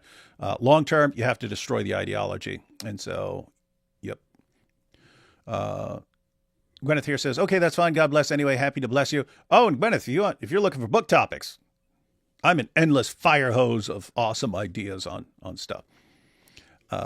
We reviewing this propaganda? What propaganda? In Puerto Rico, we have 4 Christmas gift givers, Saint Nick and 3 Magi. Interesting. JP Sears. Oh, it was a year ago. Okay. Yeah. I'll look for it. I'll search for it. So the JP Sears was a year ago. We celebrate Christmas eating pork from November 1st to mid-February. That's rude. That's going to be offensive to Muslims. Mo and Joseph Smith both claim to be continuing the prophetic work from the Bible, had dubious verification, disappearing golden plates, and a mole. Yeah, Muhammad's mole. Did you hear about the Imam who apparently solved the Islamic dilemma? If so, are you going to react? You talking about the guy who posted a long video? I haven't watched it yet, but yeah, we will react to that. We'll get a couple guys together. We're trying to decide. Someone needs to watch it and then decide whether it can be broken into, like if he covers like individual topics, then we can break it up into multiple live streams. If he's just flowing the entire time, then we'll probably just have one long live stream going through all this stuff. Thanks, Steve. Long live stream. Maybe talk to Armin about Shia stuff. He's nice. Shia stuff. He's also an atheist. He can't be trusted. Book name, 30 Shades of Zut. Hey, yo, Gwyneth, that's your name. That's your book. You're getting solid gold right here. Make a book, 30 Shades of Zut, and expand upon the story and make it this amazing love story. Both raised armies, both had special revelations. Talk about Joseph Smith. Revelations allowing them to take large numbers of wives. Both describe intercourse on the highest level of heaven. Yeah, the same demon was after both. Zut book is a great idea. Thanks, Clash Swords. Yeah, Clash. you got two titles. So yeah, pick one of those. I'd go with 30 Shades of Zut, and then after that does well, then you can have the follow-up love story, Clash of Swords. And matter of fact, you can make that one about Dihya al-Kalbi. Book of Mormon contains stories and theories from America in the early 19th century. Current Quran contains stories circulating in the Middle East at that time. Yeah, there are plenty of parallels. The parallels between the two prophets seem to be unsettling to members of both religions. Yeah, we've had an occasional show on that before. D-Dubs, would you fight Anthony Joshua? Bet you get to use Mike Winger as your stunt double. $80 million would go a long way for the ministry. You wouldn't have to get $80 million. One, I'd fight Anthony Joshua just for fun. And the dude would crush me. I just think it would be hilarious to get the crap kicked out of me by Anthony Joshua. That'd be funny. Like I realized years ago when I'd see something about Mike Tyson beating up a guy on a plane for annoying him, I'm always thinking, like, if Tyson were around, I might try to annoy him just so he clocks me. It wouldn't be like, oh, I'd have a lawsuit or something. It would just be, I don't know. I think it'd be funny to have a Mike Tyson punch me in the face story. Mike Tyson broke my jaw story. I don't know. I just think that'd be funny. That would be cool stuff. I keep hearing that Taqiyya is a fringe belief and many Muslims are not aware of it. Is this a lie? You may have lots of Muslims who aren't aware of it, but it's a lie that it's like Taqiyya is more associated with Shias because they had to use it more because they were usually the minority historically. Since they're the minority, they used it more. In other words, when Sunnis are persecuting Shias, Shias have, what? I'm not a Shia. I'm not a Shia. So they're allowed to practice Taqiyya. But it's straight out of the Sunni sources. It's straight out of the Quran. It's Surah 3, verse 28. And if you read Ibn Kathir's commentary, he shows how Muhammad's companions were interpreting this. That's where you get the quotes like, we smile in their faces while cursing them in our hearts, that you are pretending to have good intentions towards people, even though you ultimately want to violently subjugate them. Muhammad came to play. Now he can't run fast enough. Abdullah best stay away when the pushers come to shove Zoot Suit riot. It's cool how that took off, man. Zoot. Has anyone tracked Mo's development of Islam in conjunction with his sales, training, and knowledge as a trader? It's very optimized to sales methodology. That is, I've never even thought of that or heard anyone suggest that. I'm screenshotting that because that could be, y'all catching that? So Muhammad's a caravan trader. You got to sell stuff, got to make deals. Got to give people what they want. Got to give people what they want to get what you want. But that's kind of like his pitch for Islam, right? Hey, I want people to fight for me so I can subjugate, Arabia and so on. And don't worry, we're going to take everyone's stuff. You're going to get that stuff. We're going to, what do you want? What do you want? But you want to take everyone else's wives and daughters as your sex slaves? So yeah, we'll do that. And then you get eternity of deflowering virgins forever. That is an interesting point. Had not thought of that. And that's weird because I think of everything. All right, let's check out some more of this. This is, let's use basic, simple stats. I've seen all the way up to 20% extremists, which I think that's BS. And I've seen all the way down to 1%, which I also think it's a low number. Let's use 5%. Let's use 10%. Pick a number between 5 to 10%. Most numbers you can see will give you a number between 1 to 10%. A lot of studies that are out there. Per percent is 20 million. Per percent is 20 million, right? You guys getting this? So he's saying, hey, even if it's a low percentage, 1% of 2 billion would be 20 million. Therefore, if we go to 5%, that's roughly 100 million, give or take, right? Okay. So now imagine 100 million is a third of America. 100 million at 5% is a third of America. 100 million, when you look at Australia may be a lot of land, but it's not a lot of people, right? Canada may be a lot of land, not a lot of people. UK may be a big island, it's, so when you then break it down, that number, and they go into these different countries. So now imagine you are the leader of that country. You're the president of that country. And President Trump comes to you as an advisor. Keir Starmer comes to you as an advisor. Mark Carney comes to you as an advisor, saying, Imam Tawhidi, you sound very reasonable. You sound extremely peaceful. You sound like somebody I can sit down and have a conversation with. We can laugh, we can talk. And I feel the genuineness from you, right? What do I do when I'm dealing with immigration when I know 100 million of this sect, this religion, Muslim, Islam, is extremists, and they support the violence? A big percentage support, say you put 1 or 3% support what Houthis, Hamas, Hezbollah. I lived with Hezbollah in Iran. I was there for 10, 11 years. I've met many, many, many members of Hezbollah because, my sister and my mom, we would walk in the streets and you would see things and it would pull up and like, oh my God, shivering, you're worried about what they're going to do next to you. You live in fear. It's not a nice place to be. How do we filter out who we let in and who we don't? Do you use a zero tolerance policy? Don't let anybody in? Do you take the risk with what we took immigration the last 4 years in America under Biden, that people came in and who knows what percent? Because our job is to protect America first, right? What advice would you give to them? Yeah. Very interesting question, which this is something that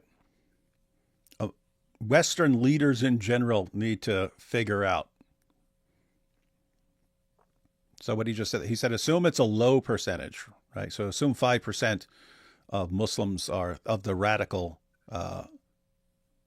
persuasion. Well, if you're talking about a global population of 200 billion, you're talking about hundreds of millions of people there. 10%, that would be 200 million people. 5% would be 100 million people. And so if you're bringing people in, like AP just shows 37% of American Muslims support Hamas. So it seems like a higher number. But let's just suppose it was 5%. Imagine if you knew the number was 5%. And you say, so for every 100 Muslims I bring into my country, 5 want to subjugate the country and subjugate the world and impose Sharia and so on. What do you do? What do you do? Let's hear what Imam Tawhidi says. Your immigration policy needs to be tied to your understanding of sovereignty. So if sovereignty is sacred, then immigration policy needs to be looked at through the same lens. You cannot have a weak, soft immigration policy at all. The UAE is a perfect example, so is Saudi Arabia. How is immigration doing there? It's perfect. 200 nationalities living together. Why? Because there is an excellent, not just good, an excellent vetting system. You cannot be someone who harbors jihadi ideology and simply apply for a visa to go to a Gulf state. They won't accept you because there is a serious vetting system. And if they figure out that you somehow got through, and by the way, there were some famous people who built a career simply because they were deported out of the UAE during the Arab Spring, the so-called Arab Spring. The policy is beautiful. The minute they figure out they made a mistake because they let someone in who then went online and made a comment or supported a certain narrative that is against national security, immediately, knock, knock, where's your bags? Pack up, DXB, Dubai Airport, straight out of the country. There is no negotiation when it comes to safety. Why? Because it's a security decision. So American immigration policy needs to be looked at through a security lens, not a political lens. That's what we're seeing in America. Everything with regards to the border has been a political question. What you missed, AP, is he was responding to the question. PBD is basically saying, hey, what if it's only 5% of Muslims who are, actually want to take over the world and so on?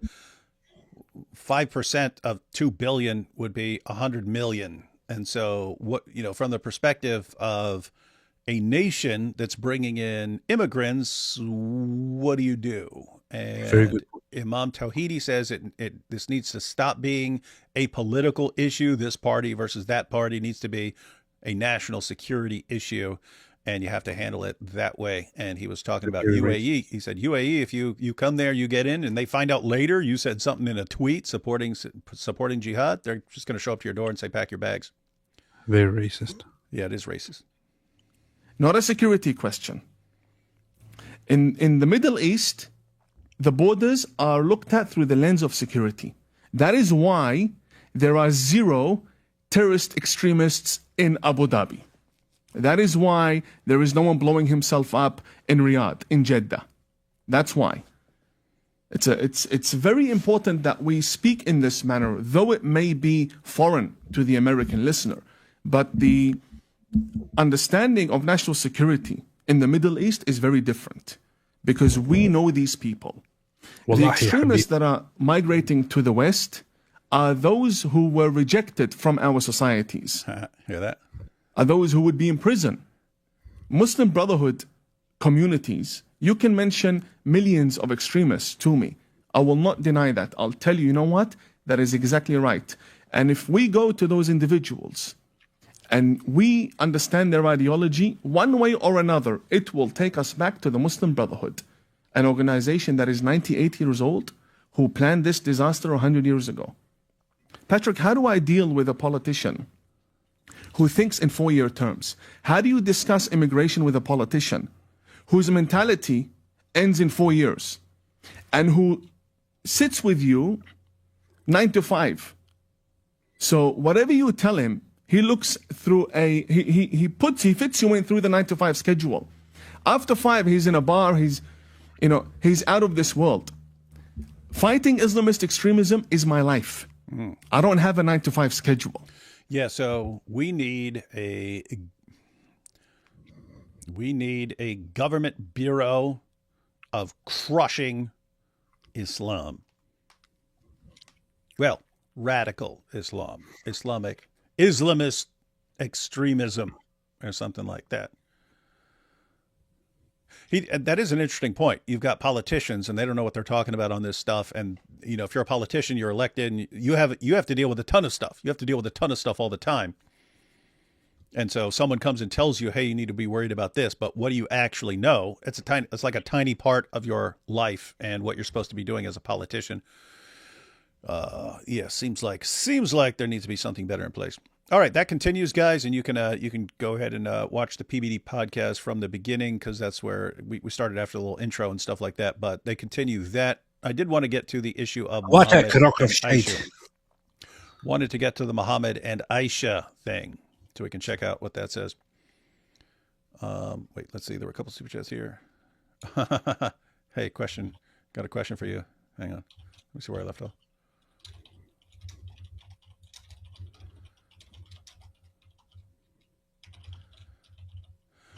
What was Momo selling on the night of Al-Zut? He was selling his butt in exchange for receiving the strength of 30 men. Huh, that's nice. Have a whole video about that.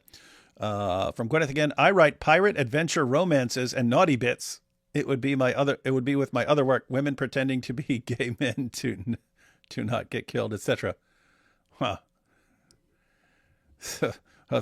I mean, if that's your genre, the Zut story would be perfect. AP, are you a big Dragon Ball Zut fan? Yes. That's another title, Dragon Ball Zut. Yes. Here we have Isa, who's in Israel now. He says, "Hey, friends in Tel Aviv now. Any Sister Aisha updates?" Hey, just because you're in love with Sister Aisha, Isa, doesn't mean you just randomly ask how she's doing and stuff. Who's Sister Aisha? Sister Aisha, Muhammad Hijab's ex-wife. Oh. I'd love to share notes on the sales optimization. Yeah, I have to wonder, though, like, modern sales optimization, it will have parallels with, like, 7th century caravan trading, but, like, what principles actually applied there? Greetings to you both from a Muslim, Mr. Wood. If you type Edip Yüksel David Wood on YouTube, he invites for dialogue. By the way, what is your view on scientists like Al-Biruni, Avicenna, Khwarizmi, and poets like Rumi and Hafez? I don't have much of a perspective on poets. As far as the Muslim scientists, as far as I can tell, how things actually played out as Islam expanded, they got the writings from various places and so on, and it would flourish for a while. So you had a flourishing of philosophy for a while in the Muslim world, and you had a flourishing in science for a while in the Muslim world, and it never lasts. And my perspective is that Islam suffocates this sort of thing. They allow people to, go into philosophy and science and stuff for a while to see what benefit it offers to the ummah. And if they, over time, conclude that this is actually going to lead people away from Islam, that Islam just smothers it. That's my view. And hi, D-Wood and AP. I can relate with D-Wood having empathy issue with me having high functioning autism. Shout out from the Bronx. I'm Dominican. Hey, Dominican and Catholic. God bless. You're Dominican. Yeah, I lived in the North Bronx, and it was a Dominican area. It's a Dominican area. So if you're up in the Wakefield area, that's where I was. Lots of Dominicans up there. South Park did a bit on Candace. Look, YouTube Cartman asks questions, and I'm asking questions. Wait, South Park did something about Candace? I knew they did a Charlie Kirk thing at some point, but that's interesting. I might check that out. All right, AP, let's check out the issue of Aisha real quick. Let's see what happens. When I speak about the Prophet Muhammad, I'll tell you this: he was a man sent by God to Arabia to guide them towards monotheism, and ethics. That's it. That is who he was, and that's what his mission was. He did a crap job. That's just my view, but I think he did a crap job. So if he was supposed to be guiding them towards ethics, I think he did a crap job. And as far even the monotheism, I mean, hey, we're really monotheistic, but you have to treat me like I'm even greater than Allah, and you have to go kiss this black stone. And that is exactly what the Quran focuses on. But yes, it's a book that speaks to a developing community. There's going to be conflict. There's going to be war, and there's going to be peace. There's going to be a lot of difficult conversations to be had, and we should not shy away from very them. quickly before we move on from the topic. So, Imam Tawhidi sat there and talked about how much the Muslim Brotherhood is very unpopular among Muslims. Most Muslims do not support the Muslim Brotherhood. They hate the Muslim Brotherhood. They hate CARE and all that. So, it's very difficult to find general statistics and numbers on how many Muslims around the world actually support the Muslim Brotherhood and how many dislike them. It's even more difficult to find numbers on Muslims in the US supporting CARE. But so to start with a very light one, the last survey that I could find was from 2011, which listed several Muslim organizations. This is in 2011. Information is not very much widespread as it is today. At that time, multiple Muslim organizations were listed, such as CARE, Islamic Society of North America, Muslim Public Affairs Society, Muslim American Society, and so on. And people were asked, which national Muslim American organization, if any, do you feel most represents your interests? Now, 55 of men and 42% of women said none. However, among those who did vote for at least one of those organizations, 12% of men voted for CARE and 11% of women voted for CARE. CARE is thereby the highest trusted organization among Muslims in America. All the other organizations are far behind. For example, the Islamic Society of North America, ISNA, only has only 4% of Muslim men said ISNA represents their values best. So CARE is the most popular of Muslim organizations among U.S. Muslims, which just shows me that Imam Tawhidi is, of course, wrong, and he also didn't give us any sources, of course. When it comes to the Muslim minority, Brotherhood, right? Sure. When it comes to the Muslim Brotherhood, in Egypt, when the whole uprising happened 15 years ago in 2011. At the time, people were asked whether they support the Muslim Brotherhood or not. 35% of Egyptians said that they support the Muslim Brotherhood. When, however, the Muslim Brotherhood's political wing created their political party and ran for parliament, 47% of Egypt voted for the Muslim Brotherhood. 47%, which was the largest share of votes for any party in Egypt. The army had to step in to overthrow the Muslim Brotherhood and ban them again. But they had the largest support base in Egypt among people who vote. During a different poll of different Middle Eastern Muslims, when they were asked whether they show any support or they feel any support for the Muslim Brotherhood, between 25 and 33% of Muslims in general said that they view the Muslim Brotherhood favorably, especially in countries where the group is explicitly outlawed. Still, a quarter of Muslims viewed them favorably. So this whole idea of like, oh, the Muslim Brotherhood are like they're not accepted, Muslims everywhere hate them and all that is complete nonsense. I'm sorry, if Imam Tawhidi wants to join the struggle for the West and against this whole Islamist stuff and all that, sure, yeah, go ahead, do that. But the things that he says are just so twisted and are simply false. And I had a conversation with him twice. I discussed with him twice, and it was very, very difficult to get through and to actually have a proper discussion with him. He is always about dismissing any concerns about Islam as a threat, and wants to make it look like no, it's just a misunderstanding and all that. I just can't take that seriously. I may have a little bit of a lower tolerance level when it comes to Muslims trying to present a different picture, but I just can't take that stuff seriously. So what I'm hearing here is AP can't stand anyone disagreeing with him, and Exactly. A minority of Muslim support. Exactly. The Muslim Brotherhood. That's basically what I said. Yeah. What's the most difficult part of the Quran that you had to accept? No, I accept it all with no difficulty. None of it? No, because there's no question you can ask me that I do not have a rational answer for. The most basic one I'll go to that you've probably been asked a million times that you know of. So Aisha, how do you process that? Aisha was not married to the Prophet at a young age. She was an adult. And I've heard you say this before. She was an adult. Do you know how many people who are Islam, Muslim scholars who do the complete opposite, who don't even debate it? Right. But you debate it. They're preachers. They're not imams. They are preachers. The son of an imam is not an imam. Just because your dad has a mosque and leads prayers and gives you the microphone to speak, it does not make you a theologian.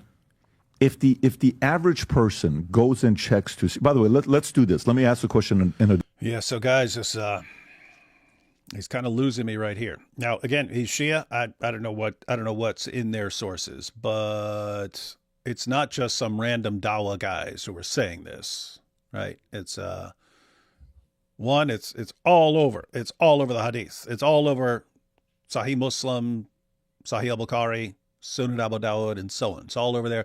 Ibn Kathir in his history of Muhammad got to the issue of the age of Aisha, and he said no one. Ibn Kathir would give everyone's perspective, like every respected authority's position on an issue that he had access to. And he said no one questions the age of Aisha. So if he were to say right now, okay, well, Shias don't believe that, that would be one thing. But for him to say, oh, it's not imams who are saying this. It's imams, it's sheikhs, it's the Dawah guys, it's the greatest, most respected Sunni Islamic commentators of all time. And someone commented earlier and said he looked, and he said up until the 1900s, Shias granted that she was a child as well. So this doesn't look good here. Let me see. From way. Right. If he did marry Aisha at 6, right. If he did consummate at 9, right. would you still be a Muslim? The thing is, he would never do that. No, but here's a different question I'm asking. Right. He would never do that. I'm not asking that question. If your prophet, this is an if, it's a key word, if he did marry a 6-year-old, if he did consummate, which means, have sex with somebody at 9, that some people would, define that as rape. They wouldn't even consider that as sex. If he did, would you still be would you still see yourself as a Muslim yourself? Patrick, I'm not running away from the question. I swear on my life and on my mother's life. I'm telling you, when you say prophet, to me it means an infallible being that does not make a mistake or make error. It doesn't make sense. Then let me ask a question. That's very funny, man. Yeah, I have to say, as far as him not believing that Muhammad had sex with a 9-year-old girl, that makes sense according to that perspective. What he was saying about, it's just, it's not imams who are saying, okay, that's nonsense. That's nonsense. It's everyone. It's everyone, at least on the Sunni side, who would be taken seriously, acknowledged this for many, many centuries. Up until very recently, you had some people who objected to it. But what he was saying there, I'm saying this because it's what he just said is similar to what Shabir Ali said. And I think Shabir said it when he was talking to Mufti Abu Layth and the issue came up. And Shabir basically said, it's not the sources. I believe Muhammad was this great pattern of conduct, and I don't believe he would do something like that. And therefore I'm ruling the sources. If the sources conflict with what I believe a prophet would do, I'm not going to believe the sources. I don't care what the sources say. A prophet wouldn't do that. It sounds like that's what he's saying. If a prophet is infallible and it's wrong to have sex with a 9-year-old girl, well, he couldn't do it. Well, what are you doing with these 200 plus sources in in the Sunni sources. What do you do with that? Well, they're wrong. They're wrong because a prophet wouldn't do that. And so he's just ruling it out. And when Patrick's saying, what if he did do it? He said, it's an impossibility. A prophet would not do that. You're saying, what if I believe that Prophet Muhammad did that? He's a prophet. He couldn't do that. So I can see why he's just, nope, it couldn't have happened. But yeah, it's all over the Muslim sources. So it's another situation where suppose he's right and Muhammad just couldn't do something like that. It's kind of irrelevant because the vast majority of people, anyone who read the Sunni Islamic sources, would conclude that he did, and therefore that it's fine. The funny thing is, based on what does he exactly argue that that marrying a 6-year-old and having sex with her at 9 is an absolutely wrong thing that a prophet would never do? I'm really curious. Is there a Shia source? Is there an early authoritative Shia source that gives him the idea that marrying a 6-year-old and having sex with her when she's 9 is actually wrong, which is why Muhammad couldn't have done such a thing? It sounds very implausible to me. I would be very shocked to find that it is actually established by Shia authorities that you can't do that. But this is just a modern framing of things, isn't it? Yeah, so in other words, you could agree with Imam Tawhidi saying that a prophet would never do anything wrong and just come to the opposite conclusion. A prophet would never do anything wrong. And we have a ton of sources saying Muhammad had sex with a 9-year-old girl. Therefore, having sex with a 9-year-old girl is not wrong by definition, which is that's the direction the Dawah guys go, right? Of course, we have to defend this. It has to be right. Why? Because Muhammad did it. And Muhammad wouldn't be doing something that's horribly wrong. In a different way, okay? You're born into a family that is non-religious at all. You have to find your own way. It's not third generation Imam. They're not Muslim, but it's not atheist. Maybe it's agnostic. You go pick and choose and find your own. Not Christian, not Presbyterian, not Jehovah, not nothing, right? I would eventually end up as Muslim. And as you Shia say Muslim. that. You say that. You say that now, and yeah. That's why someone said converted to Jehovah earlier. He said, "You're not this, you're not that, you're not Jehovah, nothing." Thinking that Jehovah's Witness. I understand saying that. I would also say I would end up being a Christian myself, and I would say that, but neither one of us know that for a fact. We can play that and say yes, but I get the positioning of you having faith in what you're saying. If we put something on a board, facts of each religion out there, let's name one of them the religion of whatever. But the founder... That's a crap name. Come up with a better name. It sounds like a solid religion, man. What's wrong with you? Yeah, I mean, I'm just thinking, what would be a better name? Look, he's got a right over his shoulder. Valuetainment. Call it valuetism. No, whateverism is pretty good, I think. Okay, whateverism. If you started a religion right now called whateverism, and like your response to everything's whatever, I bet it would catch on. I bet you get a bunch of followers for that stupid nonsense. Who was admired by a couple billion people. If it was factually proven that he married someone at 6 and they had sex at 9, would you ever consider that religion? I didn't say Muslim. I said, if it was proven that the founder had done that, would you ever accept that religion? I have to like what PBD just did there. This is the first time PBD said something good, something useful. Yeah, guys, that was brilliant because, like Imam Tawhidi wasn't even willing to grant the possibility. So, what if Muhammad had done this? Would you have a problem with it? No, it's impossible. It's not a possibility. It's like you're asking, what if Muhammad had a square circle? Like I'm not even entertaining the possibility of that. So. PBD came up with a hypothetical. What if there's a religion, not Muhammad? It's got a guy and it's got billions of followers, and it's a fact that the guy had sex with a 9-year-old girl.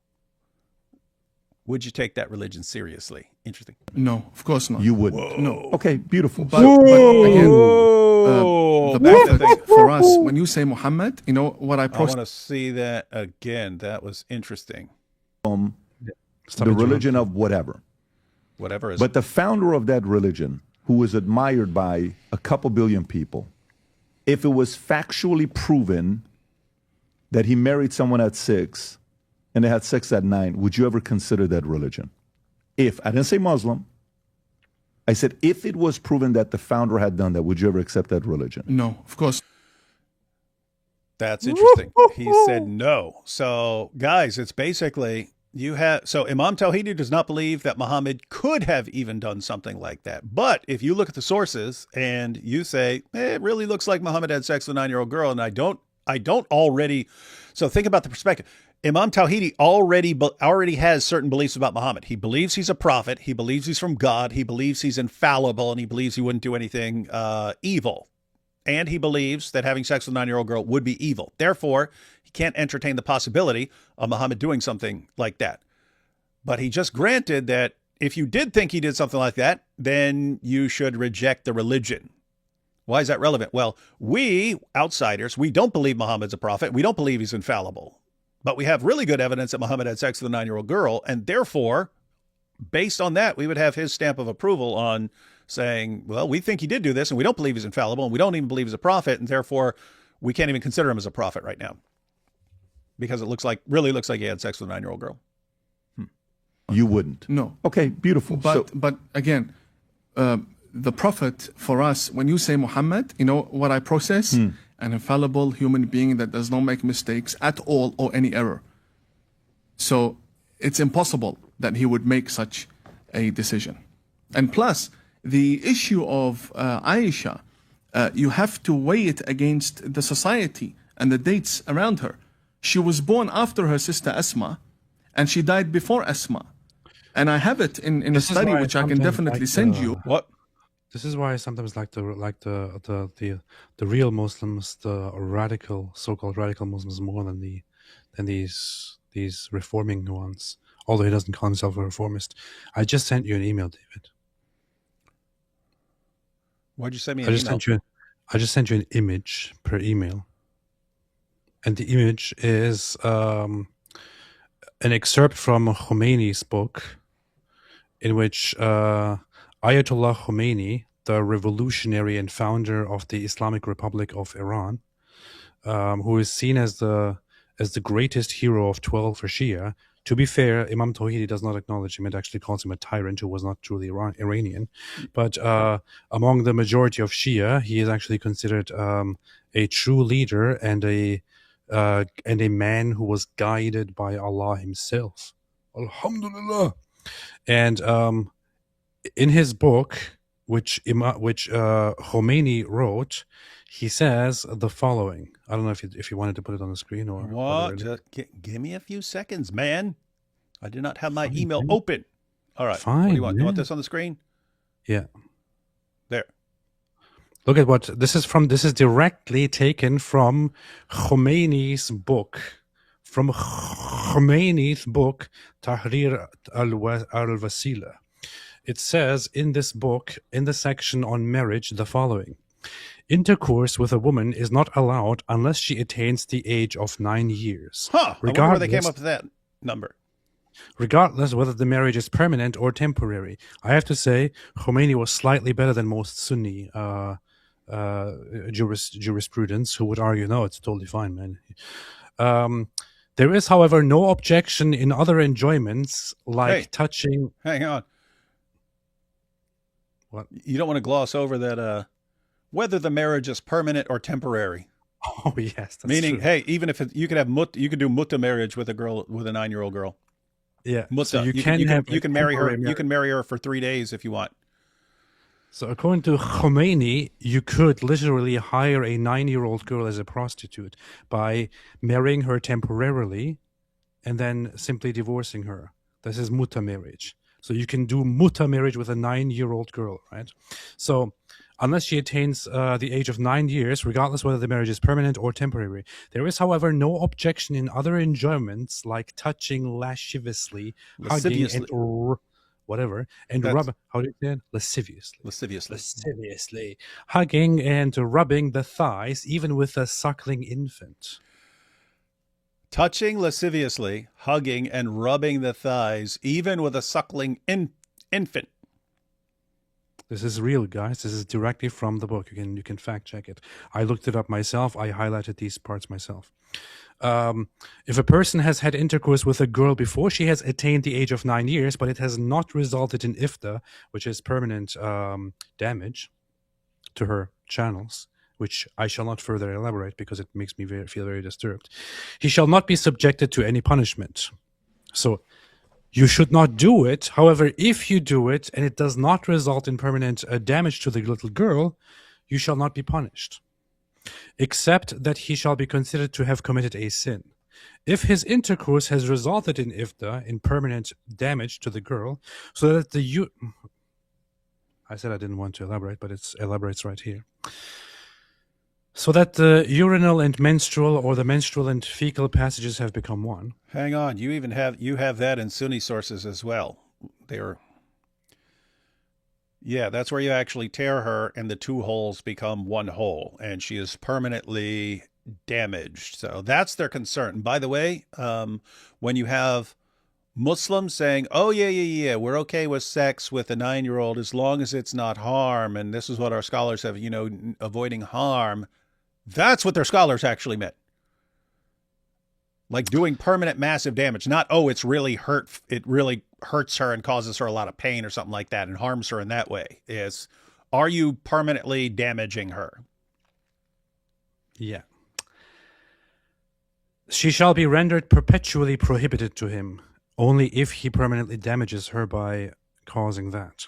Though, according to the more cautious opinion, it shall be so in the latter case. In any case, according to the stronger opinion, she shall not cease to be his wife, even if he permanently damages her by... So all the laws relating to her wifehood shall apply to her, like mutual inheritance, prohibition on having a fifth wife, and the prohibition for the husband to marry his sister, etc. He shall be bound to maintain her as long as she is alive, even if he divorces her. Rather, according to the more cautious opinion, even if she marries another husband after the divorce by the first husband. Rather, it is not devoid of force, and he shall also be bound to pay the diyat for ifta to her, and that is equal to the diyat of a human being. So this is compensation. If the wife is a free woman, she shall receive half the diyat of a man in addition to the dower to which she is entitled by virtue of the contract and consummation of marriage. If the husband performs intercourse with his wife after she has completed 9 years of age, and it results in ifda, in the permanent damaging of her urinal and menstrual, or menstrual and fecal passages being broken and becoming one because she's not fully developed, she shall neither be rendered unlawful to him, nor shall he be required to pay her diyat. So what Khomeini is saying here is age of 9, clear cut, that is the rule. If after the age of 9, she is still not fully developed, and the man has sex with her, and as a result of that, because she's not physically ready, her channels break and she's permanently harmed, permanently damaged, no big deal. No big deal at all. But according to the more cautious opinion, he shall be bound to maintain her as long as she is alive, though according to the stronger opinion, he is not bound to do so. So this is Khomeini's jurisprudential teaching on marrying children, on marrying 9-year-olds or lower. So according to this guy, according to the greatest 12er Shia of our time, possibly ever, you can literally take a suckling infant that is not even at the age of 1, right? A 2-month-old girl. You can marry a 2-month-old girl, and you can touch her lasciviously, hugging and rubbing the thighs. And although it is a sin, you could possibly even have sex with her, and you wouldn't have any punishment for it. It would just be considered a sin. This is the Shia authorities right here. This is Shia Islam. This is 12er Shia Islam. This is sick, vile, evil insanity. This is what the Iranian Shia and many of the Shia around the world actually follow as legal rulings. So we are back to this same problem that you have. And elaborate one thing quickly. I'm sure you're going to bring it up anyway, but you just asked the question without us answering it. Why Does Khomeini specify the age of 9 years? Mm-hmm. David. How would I know? Where'd he get that from? No, that's what I'm saying. Where's he getting that from? He got it from the fact that Muhammad married Aisha when she was 9 years. That Muhammad married Aisha when she was 6 and consummated the marriage at 9. So Khomeini's view here and the general Shia view is, if Muhammad consummated the marriage with Aisha when she was 9 years old, how in the world can we judge differently when it's the Holy Prophet who is infallible who did this? So we've got a problem here, guys. Muhammad having sex with a 9-year-old girl all over the Sunni sources. You've got Surah 65:4, that's in the Quran, that's allowing a prepubescent girl to remarry after her previous husband married her, had sex with her, and divorced her, and so on, all before she's ever reached puberty. That's in the Quran, and you can go to their commentaries. They all agreed that this is talking about prepubescent girls. That's go to Ibn Abbas, go to Ibn Kathir, go to Jalalain, Tabari, Qurtubi. They all agree on what Surah 65 verse 4 is saying. But I left it open, not in the Warner sense, but I left it open that maybe Shias have different perspectives on all this, and their sources say something different. And AP's pointing out that 12 are Shias. That's the main group of Shias. Seems like they have a very similar view, and so Imam Tawhidi would be a minority of a tiny minority of a small minority in the Muslim world. In fact, if you want the numbers, what percentage of Shia are 12er? 12ers make about the overwhelming majority of Shia Muslims, with estimates ranging from 80 to 95% of Shiites globally. So, I'm sorry to say, Shia, Sunni, same BS. Hang on. Same evil. Hey, we got a Muslim here. Hang on. Oh, I should clarify for those who ask where I found this. Hey, Tawhid Islam, you said she was 12, talking about Mary. Tawhid Islam, you said Mary was 12, according to Catholic sources. Which Catholic sources? Keep in mind, I'm so sick of you guys lying about this. Say one wrong answer, I'm blocking you. But give us a source, or I'm blocking you. So if you don't give a source, I'm blocking you. If you do give a source and it's correct, I'll let you slide. But if you give a source and it's incorrect, then I'm blocking you. So I posted the source to what I just read on the screen in the chat. It is Tahrir al-Wasila, translated by Dr. Saeed Ali Raza Naqawi. The book was written by Khomeini. It is in volume 3, page 229, problem number 12. I have the book on my computer. You can easily find it online. Did we get an answer from Tawhid Islam? Dude, I'm going to give you another minute. I'm going to give you another minute to respond. And guys, I might miss the response because they come up fast, but if I miss the response, let me know. Okay. He says, okay, I'm giving you a source. Hold on. It's hang on. You got to say it right, man. Hang on. Are we not generous? Hang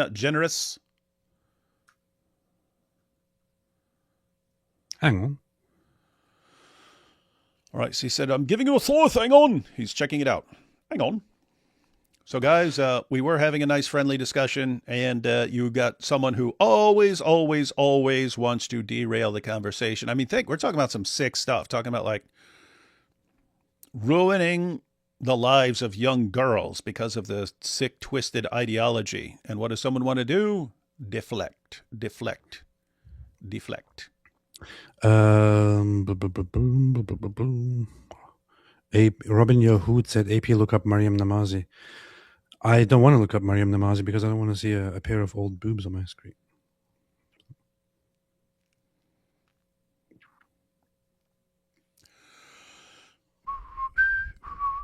So did Tawhid Islam give us the source? He's desperately searching for one. Come on, find it, Tawhid Islam. Come on.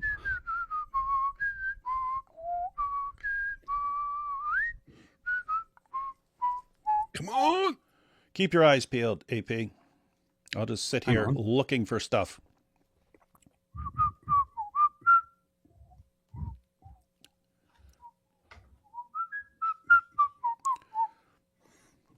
No Waiting. response yet?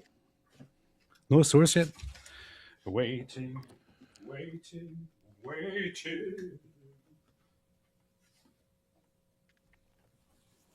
Did he give an answer yet, guys? Waiting. He's smoking weed. He's looking, man. Hey, What? hey, look, hang on. He gave the answer, dude. He gave the answer. Proto-Evangelium of James. Where'd it go? Okay. You are. Proto-Evangelium of Islam. James, right? Hey, Tawhid Islam. hey, Tawhid Islam. Yeah, I am gonna block you. So talk any trash you want right now. I'm going to show you. And here's the problem. Tawhid Islam. We're going to go to the Proto-Evangelium of James right now. We're going to go to the Proto-Evangelium of James. That's what we're going to do. And we're going to see what it says. And we're going to see that it completely contradicts what you just said. Right? Matter of fact, Are you done? what? I'm blocking him. I'm blocking him now, but I hope you watch this real quick. Are you then also going to go to the Catholic encyclopedia and say what the Catholic sources actually say? What did he say? The Catholic Encyclopedia? No, but did he say earlier Christian sources, or what did he say? He said Catholic sources. Yeah, so then we can look at what the Catholic sources actually say. Here we go. Okay, so here, hey, Tawhid Islam. Look at this. What is this? This is the Proto-Evangelium of James, right? And here's the problem, Tawhid Islam. I'm about to show you what this actually says. I asked you for a source. I said, if you give me a wrong source, I'm going to block you. You gave me a wrong source, so I blocked you. The part that disturbs me is that you won't even care slightly once I show you what this actually says. You won't care even slightly. It won't bother you. And the next live stream you're on, it won't be this one because I already blocked you. But the next one, you're saying the same thing. She was 12. She was 12. She was 12. You'll say the exact same thing, man. Knowing that you're lying and you don't care. And somehow this, we respect Mary. And you flat out lie about her. What is it about your religion? You say, we respect these people more than you. And you constantly lie about them. Isn't that weird? Anyway, you ready? So let's keep going. We have our parents. Let's see. And okay, here's what you guys fixate on, right? Check it out. So number 8 there. And her parents went down marveling and praising the Lord God because the child had not turned back. And Mary was in the temple of the Lord as if she were a dove that dwelt there. And she received food from the hand of an angel. And when she was 12 years old, you see, she was 12 years old. She was 12 years old when what? There was a council of the priests. Right? Just okay. keep swimming. Let's keep going now. Let's keep going. And what happens when they said, Joseph, you need to marry her? I said, what? Matter of fact, I'll even show it to you. Just keep swimming. Nothing. So look, they say there, Joseph, you have been chosen by lot to take into your keeping the virgin of the Lord. Their goal is to keep her a virgin forever. So they find a guy who definitely will never have sex with her. And what happened? Right there. It says, but Joseph refused. So you can look, it's at the top there on the right. But Joseph refused, saying, I have children and I'm an old man and she is a young girl. I'm afraid lest I become a laughing stock to the sons of Israel. You see what he said? If me, being old, marry a young girl, all of Israel will laugh at me and say, what is this old, disgusting pervert doing marrying a young girl? What? What a sick old pervert. So was it acceptable in Israel for an old man to marry a young girl? No, all of Israel found this disgusting. They all found it disgusting, and he would be a laughing stock. Now, hey, here you have it. So here's later in the story, when she actually becomes pregnant. Mary, the Lord God has magnified your name, and you shall be blessed in all the generations of the earth, Mary, and so on. Anyway, this is when she gets pregnant. Look at the end of 12 right there. And Mary, being afraid, went away to her own house and hid herself from the sons of Israel. And she was 16 years old when these mysteries happened. She was 16 years old when these mysteries happened. She was 16. What are you going to do? What are you going to do? You're going to go right to the next whatever platform you're on and start saying, Mary was 12, Mary was 12, Mary was 12. And you don't care. But your religion teaches you to respect Mary, right? And so you lie about her. Awesome. What a great religion, man. What a great religion. Yeah. What a religion. What a religion. Ah, boy.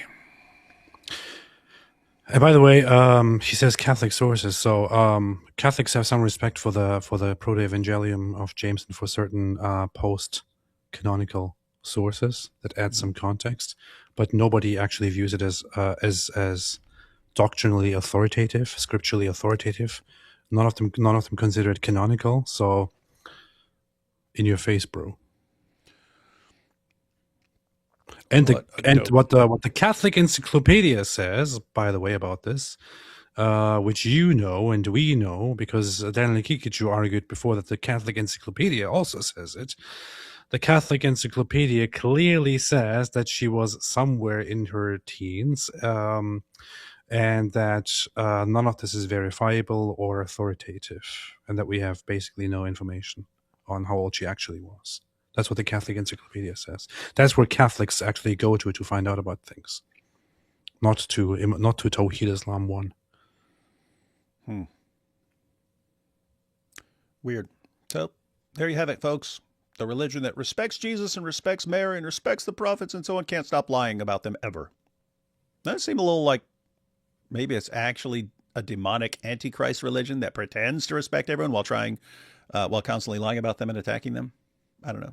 It's my perspective. All right, let's take these super chats. Can we agree Ian Carroll looks suspiciously like Jewish corn actor Ron Jeremy, and that Jeremy is corn actor and Ian is conspiracy corn actor suspicious? Yes.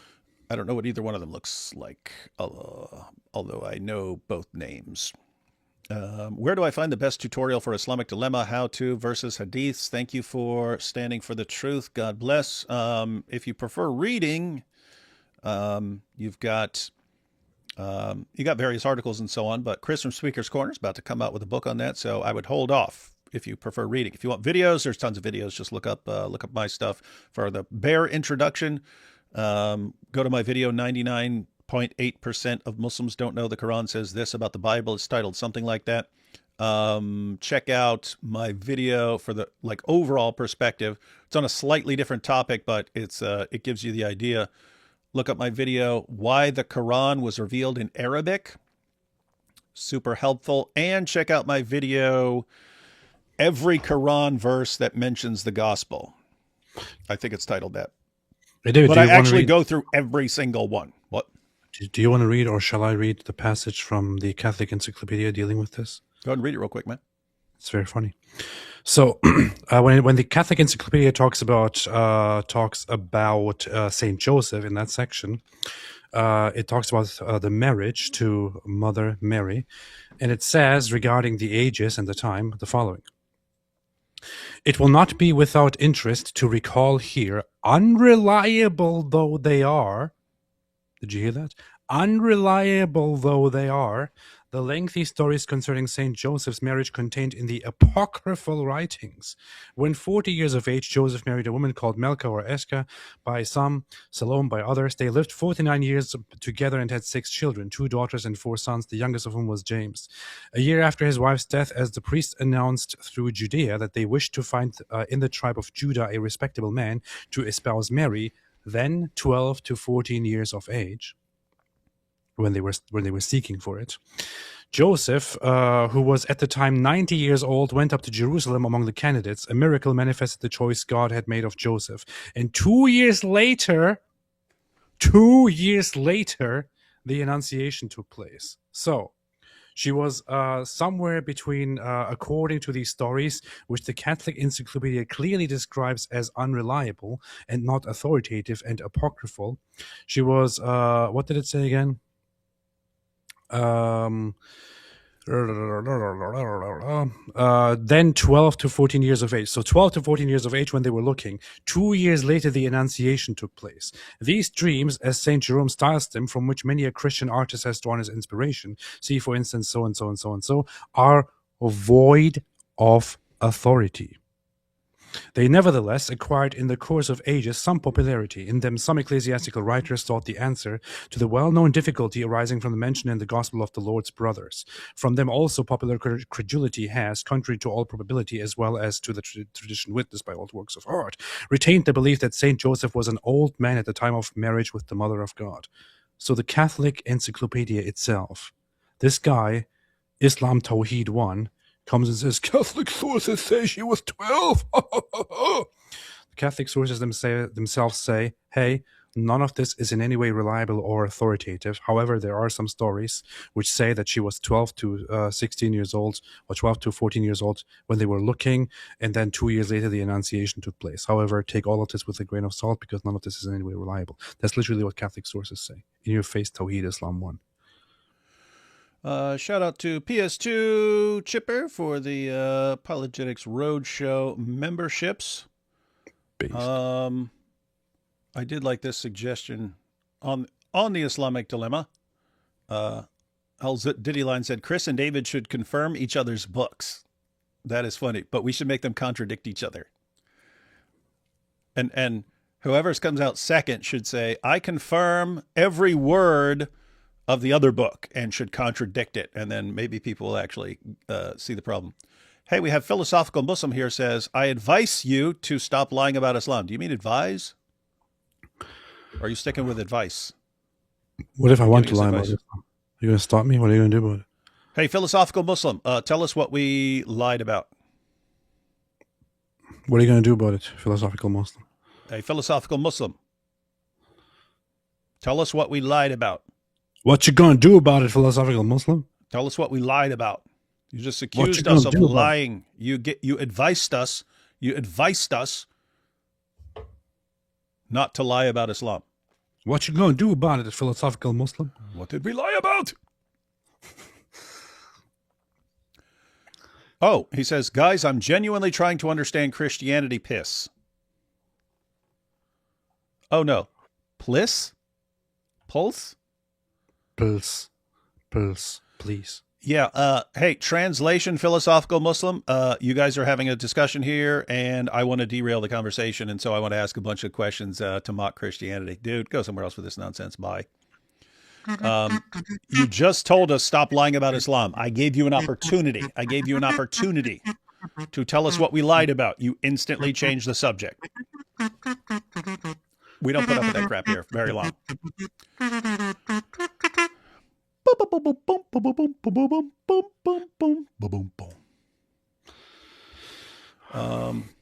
Have we seen enough of the Imam Tawhidi?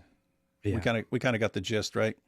Ain't nobody need Imam Tawhidi. Yeah, so I believe Imam Tawhidi believes what he's saying. I don't believe it's relevant to the problem of Islam in the world. And so you looked on something like he doesn't believe Muhammad would have sex with a 9-year-old girl because he believes Muhammad's infallible and so on. Wouldn't do something like that.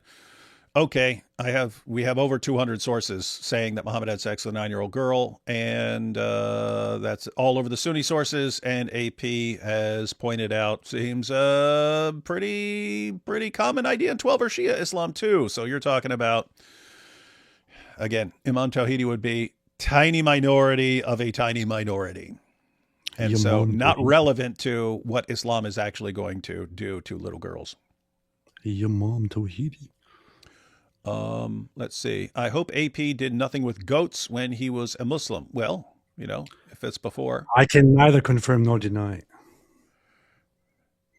Muhammad guided Arabia towards al-Zut parties. That's true. They're still happening. Have we discovered who gave Aisha what's a UTI? It's a urinary tract infection. Oh.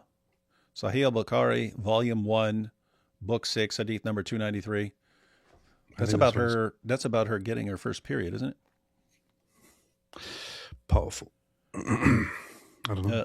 Narrated by Al-Qasim, Aisha said, we set out with the sole intention of performing Hajj, and when we recited Sarif, a place 6 miles from, when we reached Sarif, place 6 miles from Mecca, I got my menses. Allah's apostle came to me while I was weeping.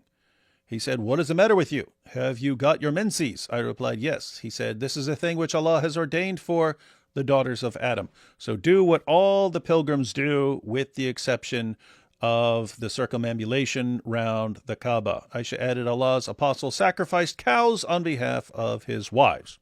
Always good to know.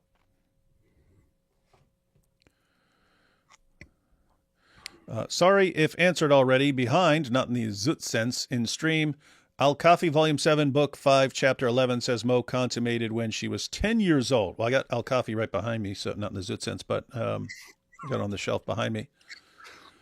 Chapter 11. You want to look that up? Oh, yeah, it's online too, huh? I got the hard copy because I'm old school.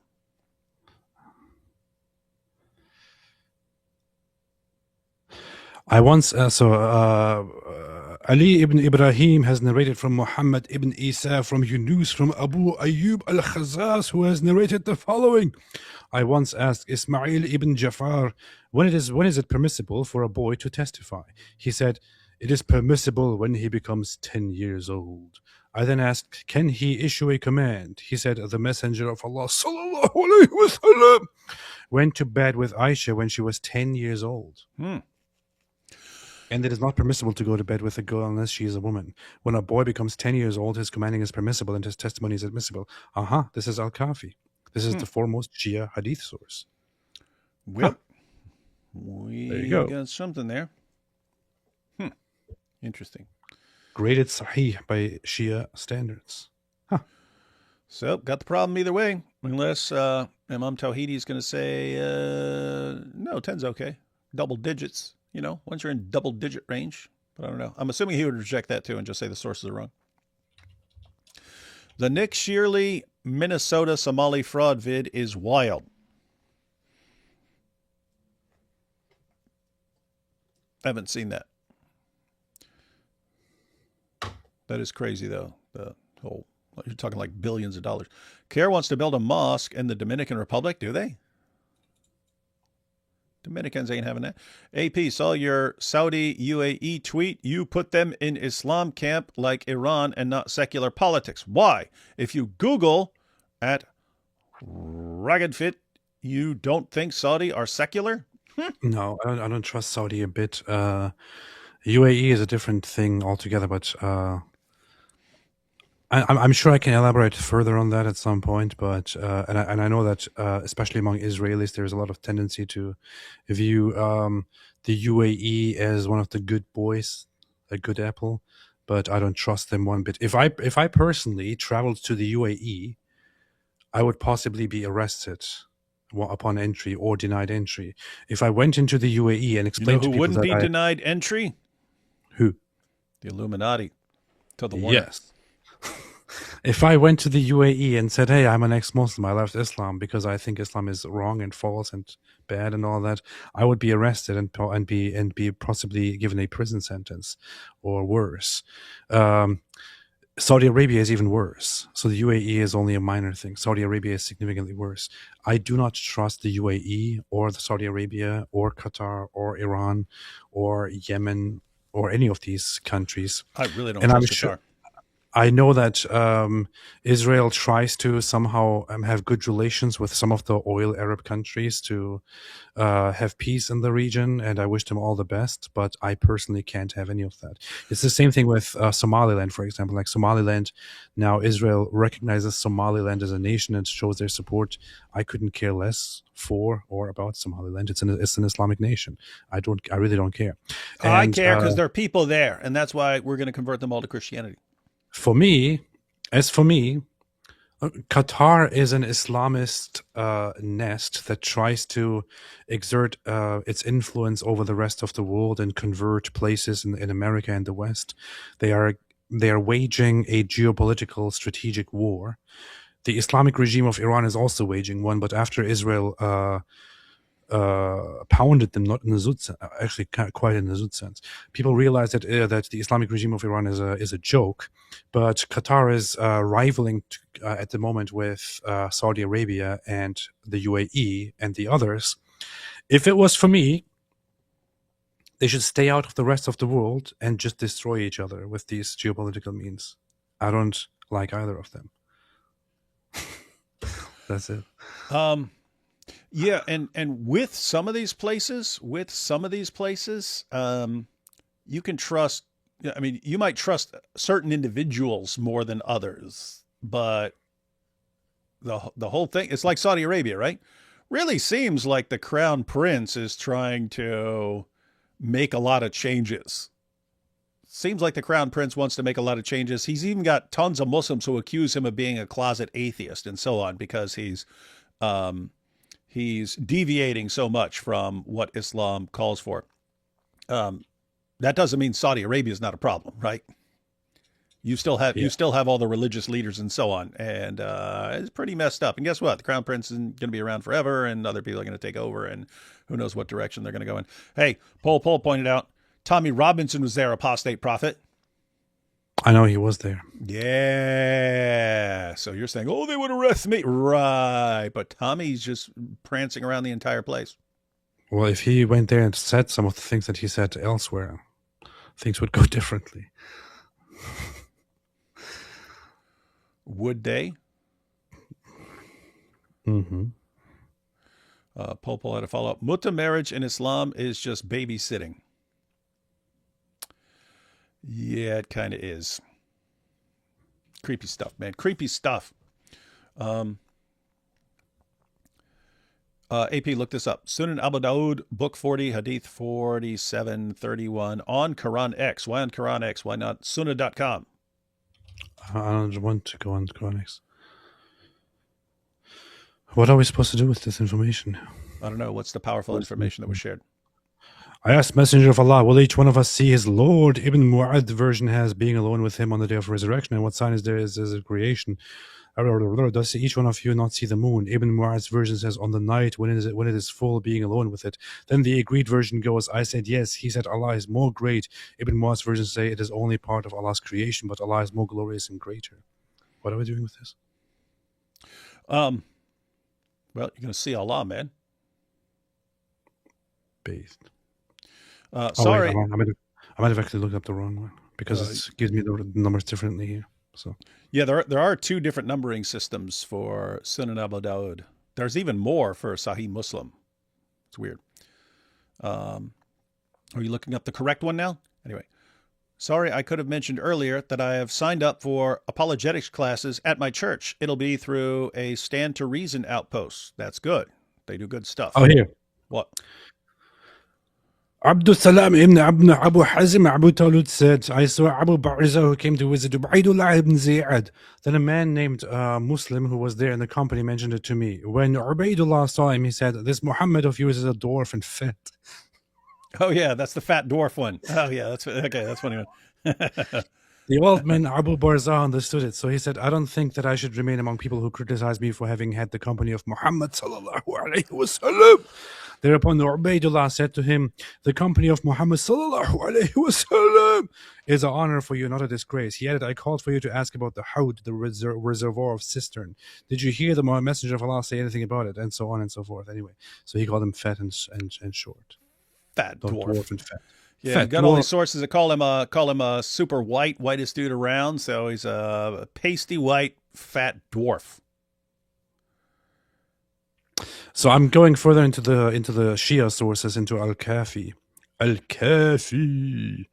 and others. One hadith from the Shia that is great at hadith says, if a man marries a maid while she is still young, he should not have sex with her until she reaches the age of 9 years. 9 years? Where did that come from? So that's an Al-Kafi? I'm not sure if this is Al-Kafi or no. It is Al-Kafi. Yeah, it is Al-Kafi. We might have to do something on this, just because there are lots of Shias who are now. If they actually have a case, like they've got conflicting sources and some that say other ages and stuff, I'd be interested in that, because you don't want to misrepresent. But yeah, you have lots of Shias who are, that's just in the Sunni sources. I don't know. It's starting to sound like it's not just in the Sunni sources. A girl should not be consummated with until she reaches the age of 9 or 10. That's another one.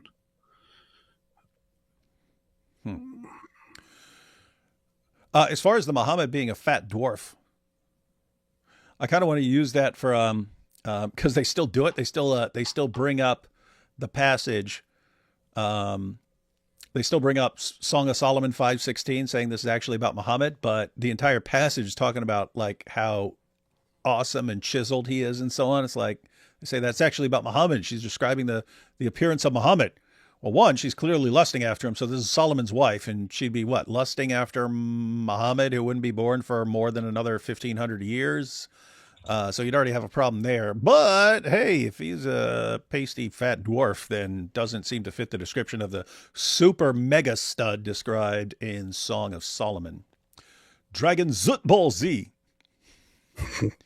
Dragons. What? Here's another one. If a man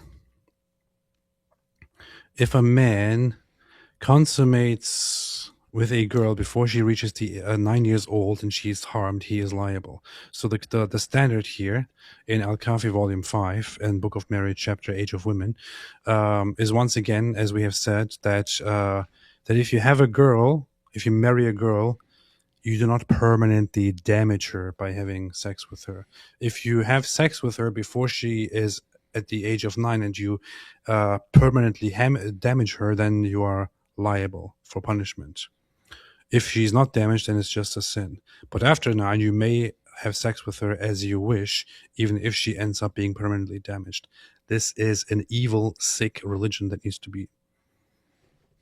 Anyway, continue. Interesting comment here from a Muslim. Zalan says, as a Muslim, I am totally disgusted. This is, if I had to guess, I'd say probably the Ayatollah source we put up on the screen. But he says, as a Muslim, I'm totally disgusted. Thank you guys for informing everyone about this. Why don't the schools in both Islamic and non-Islamic nations teach this? Why aren't there discussions where they stop these teachings? That's the way things should be. But we have politicians and journalists and everyone, just tons of people, educators, everyone's terrified of being called an Islamophobe, so they don't address it. And it's actually worse than just having the teaching. I mean, the grooming gangs went on for decades in the UK because everyone was scared to say anything because they didn't want to be called Islamophobes or racists or something like that. So yeah, fear. People are cowards. People are cowards and they're scared to expose this stuff. But hats off to you. Hats off to you for acknowledging the problem and calling for what people should all be calling for. Yes, we should all be saying, hey, we need to bring all this stuff out in the open and have a pretty big discussion about it. Muhammad had the strength of over 9,000. Over 9,000. That's a good combination of memes. Yeah, that is. How many zuts were there on the night of all zut? It's over 9,000. Islam also has a long history of boy marriage. Someone should dig into it and make a video. I don't know about boy marriage. They had lots of sex with boys. Smash the like button like the zut in the desert. That's true. The zooted me in the desert. From one appellation to another, thank God for you. Thank you. Thanks for all you do exposing Islam. One question for David. What was your most significant theological change since embracing Christ in prison? So you mean like after I became a Christian, like what's the biggest change after becoming a Christian, like what my positions were then and then later on? Probably the biggest was like back then I used to take positions on, I'd just read something and then I'd take a position on an issue. And then, not in the zut sense. Yeah, not in the zut sense. But over time, I ended up changing various positions and as new information came in, and then just years of philosophy causes you to, well,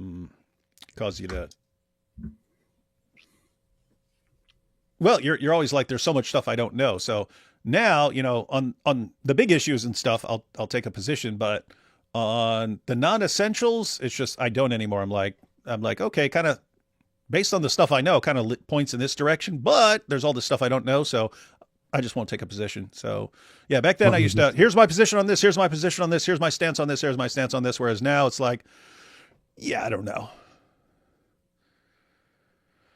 Muhammad plus al-Zut appear in Romans 1:27. Yep. Certainly do. First century Jewish women like Mary often got married in their late teens, early 20s, not 12.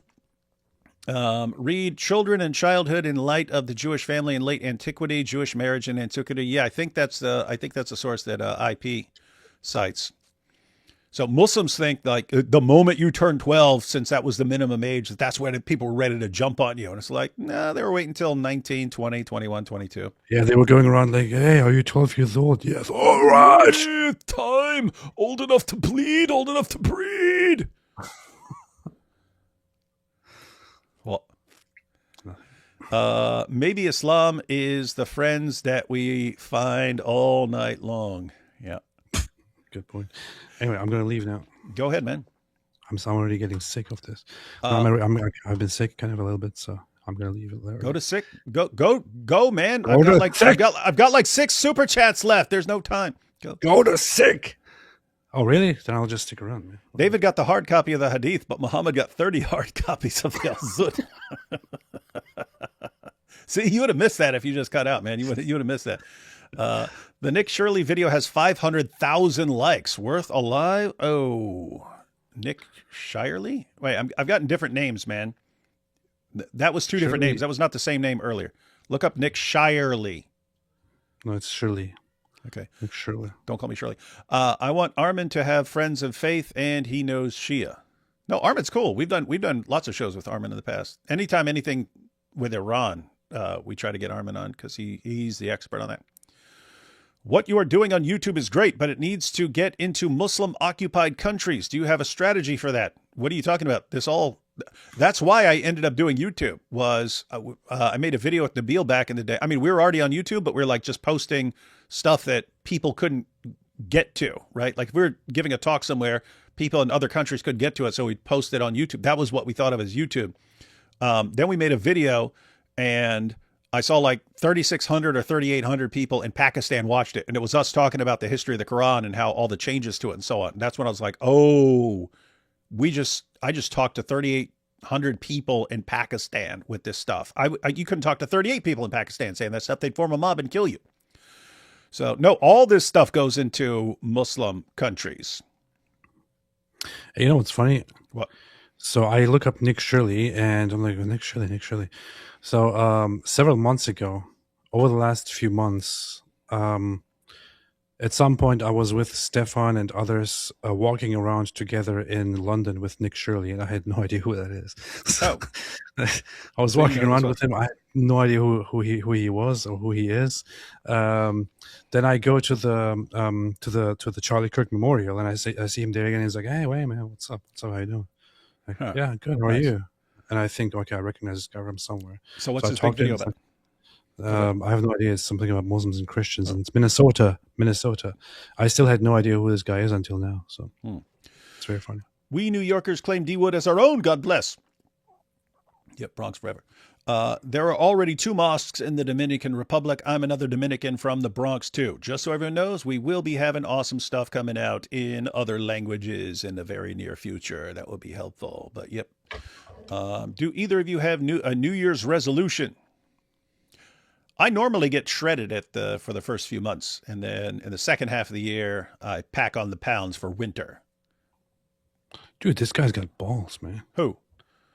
Nick Shirley. Does he? He has videos where he just goes into the most dangerous places and just interviews people randomly and stuff. I might have seen that because I've seen clips of a dude just walking up to people and talking, but it was like a gang area. It was like a gang area in the Somali area of Minnesota, and he's just walking up, and they're like, "What are you doing here, man? What are you doing here?"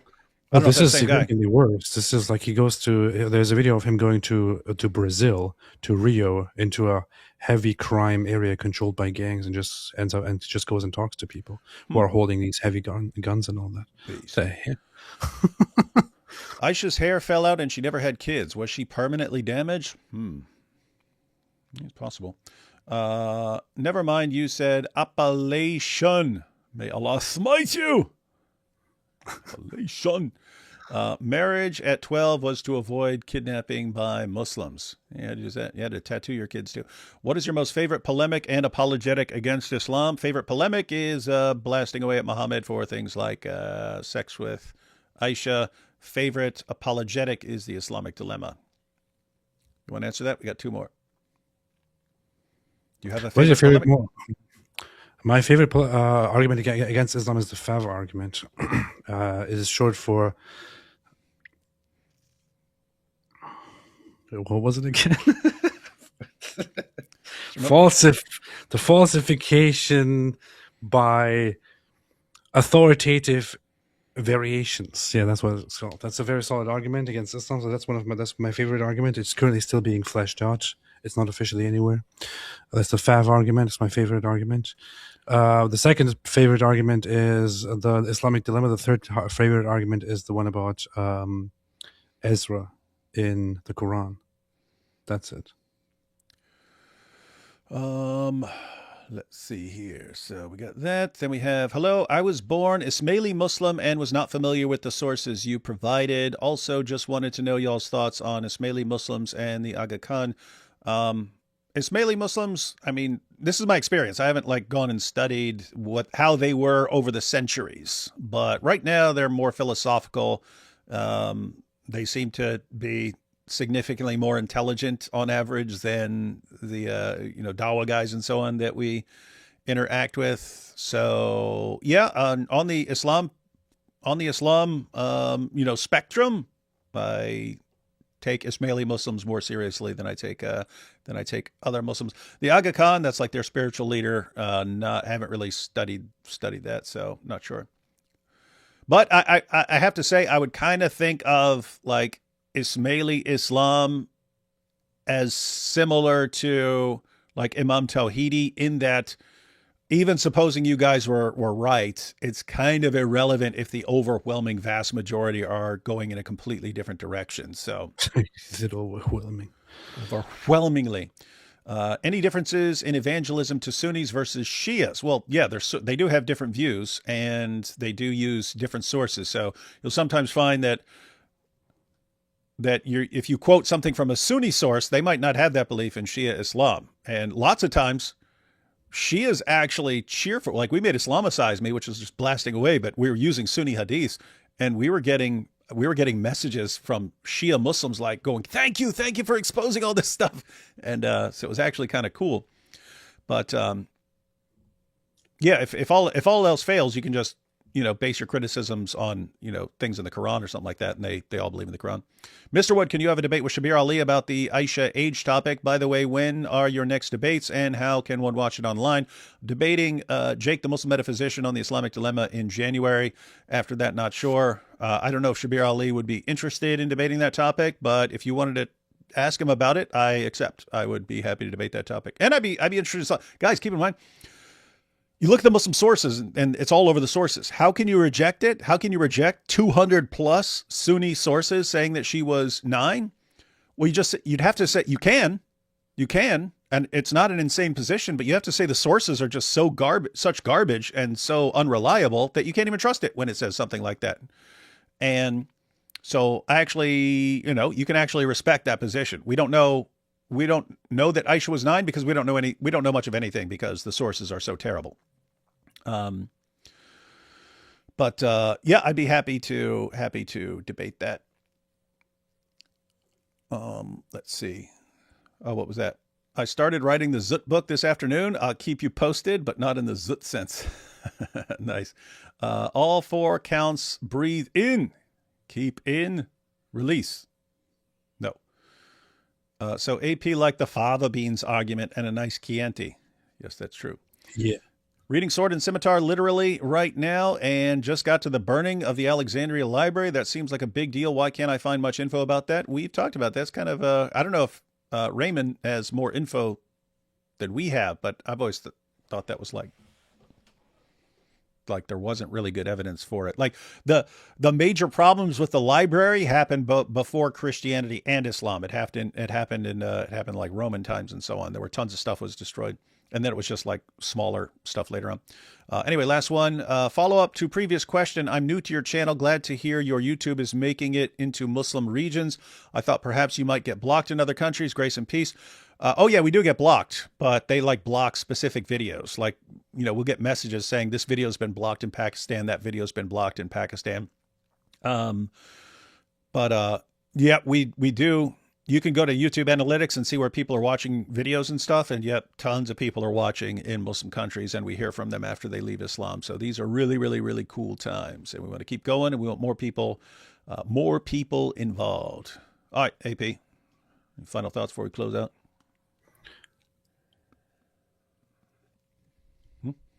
No. Good. Good. All right, everyone. I will catch everyone tomorrow. Robert Spencer has a new book out on... I don't catch people because I'm not a creep. That would be creepy.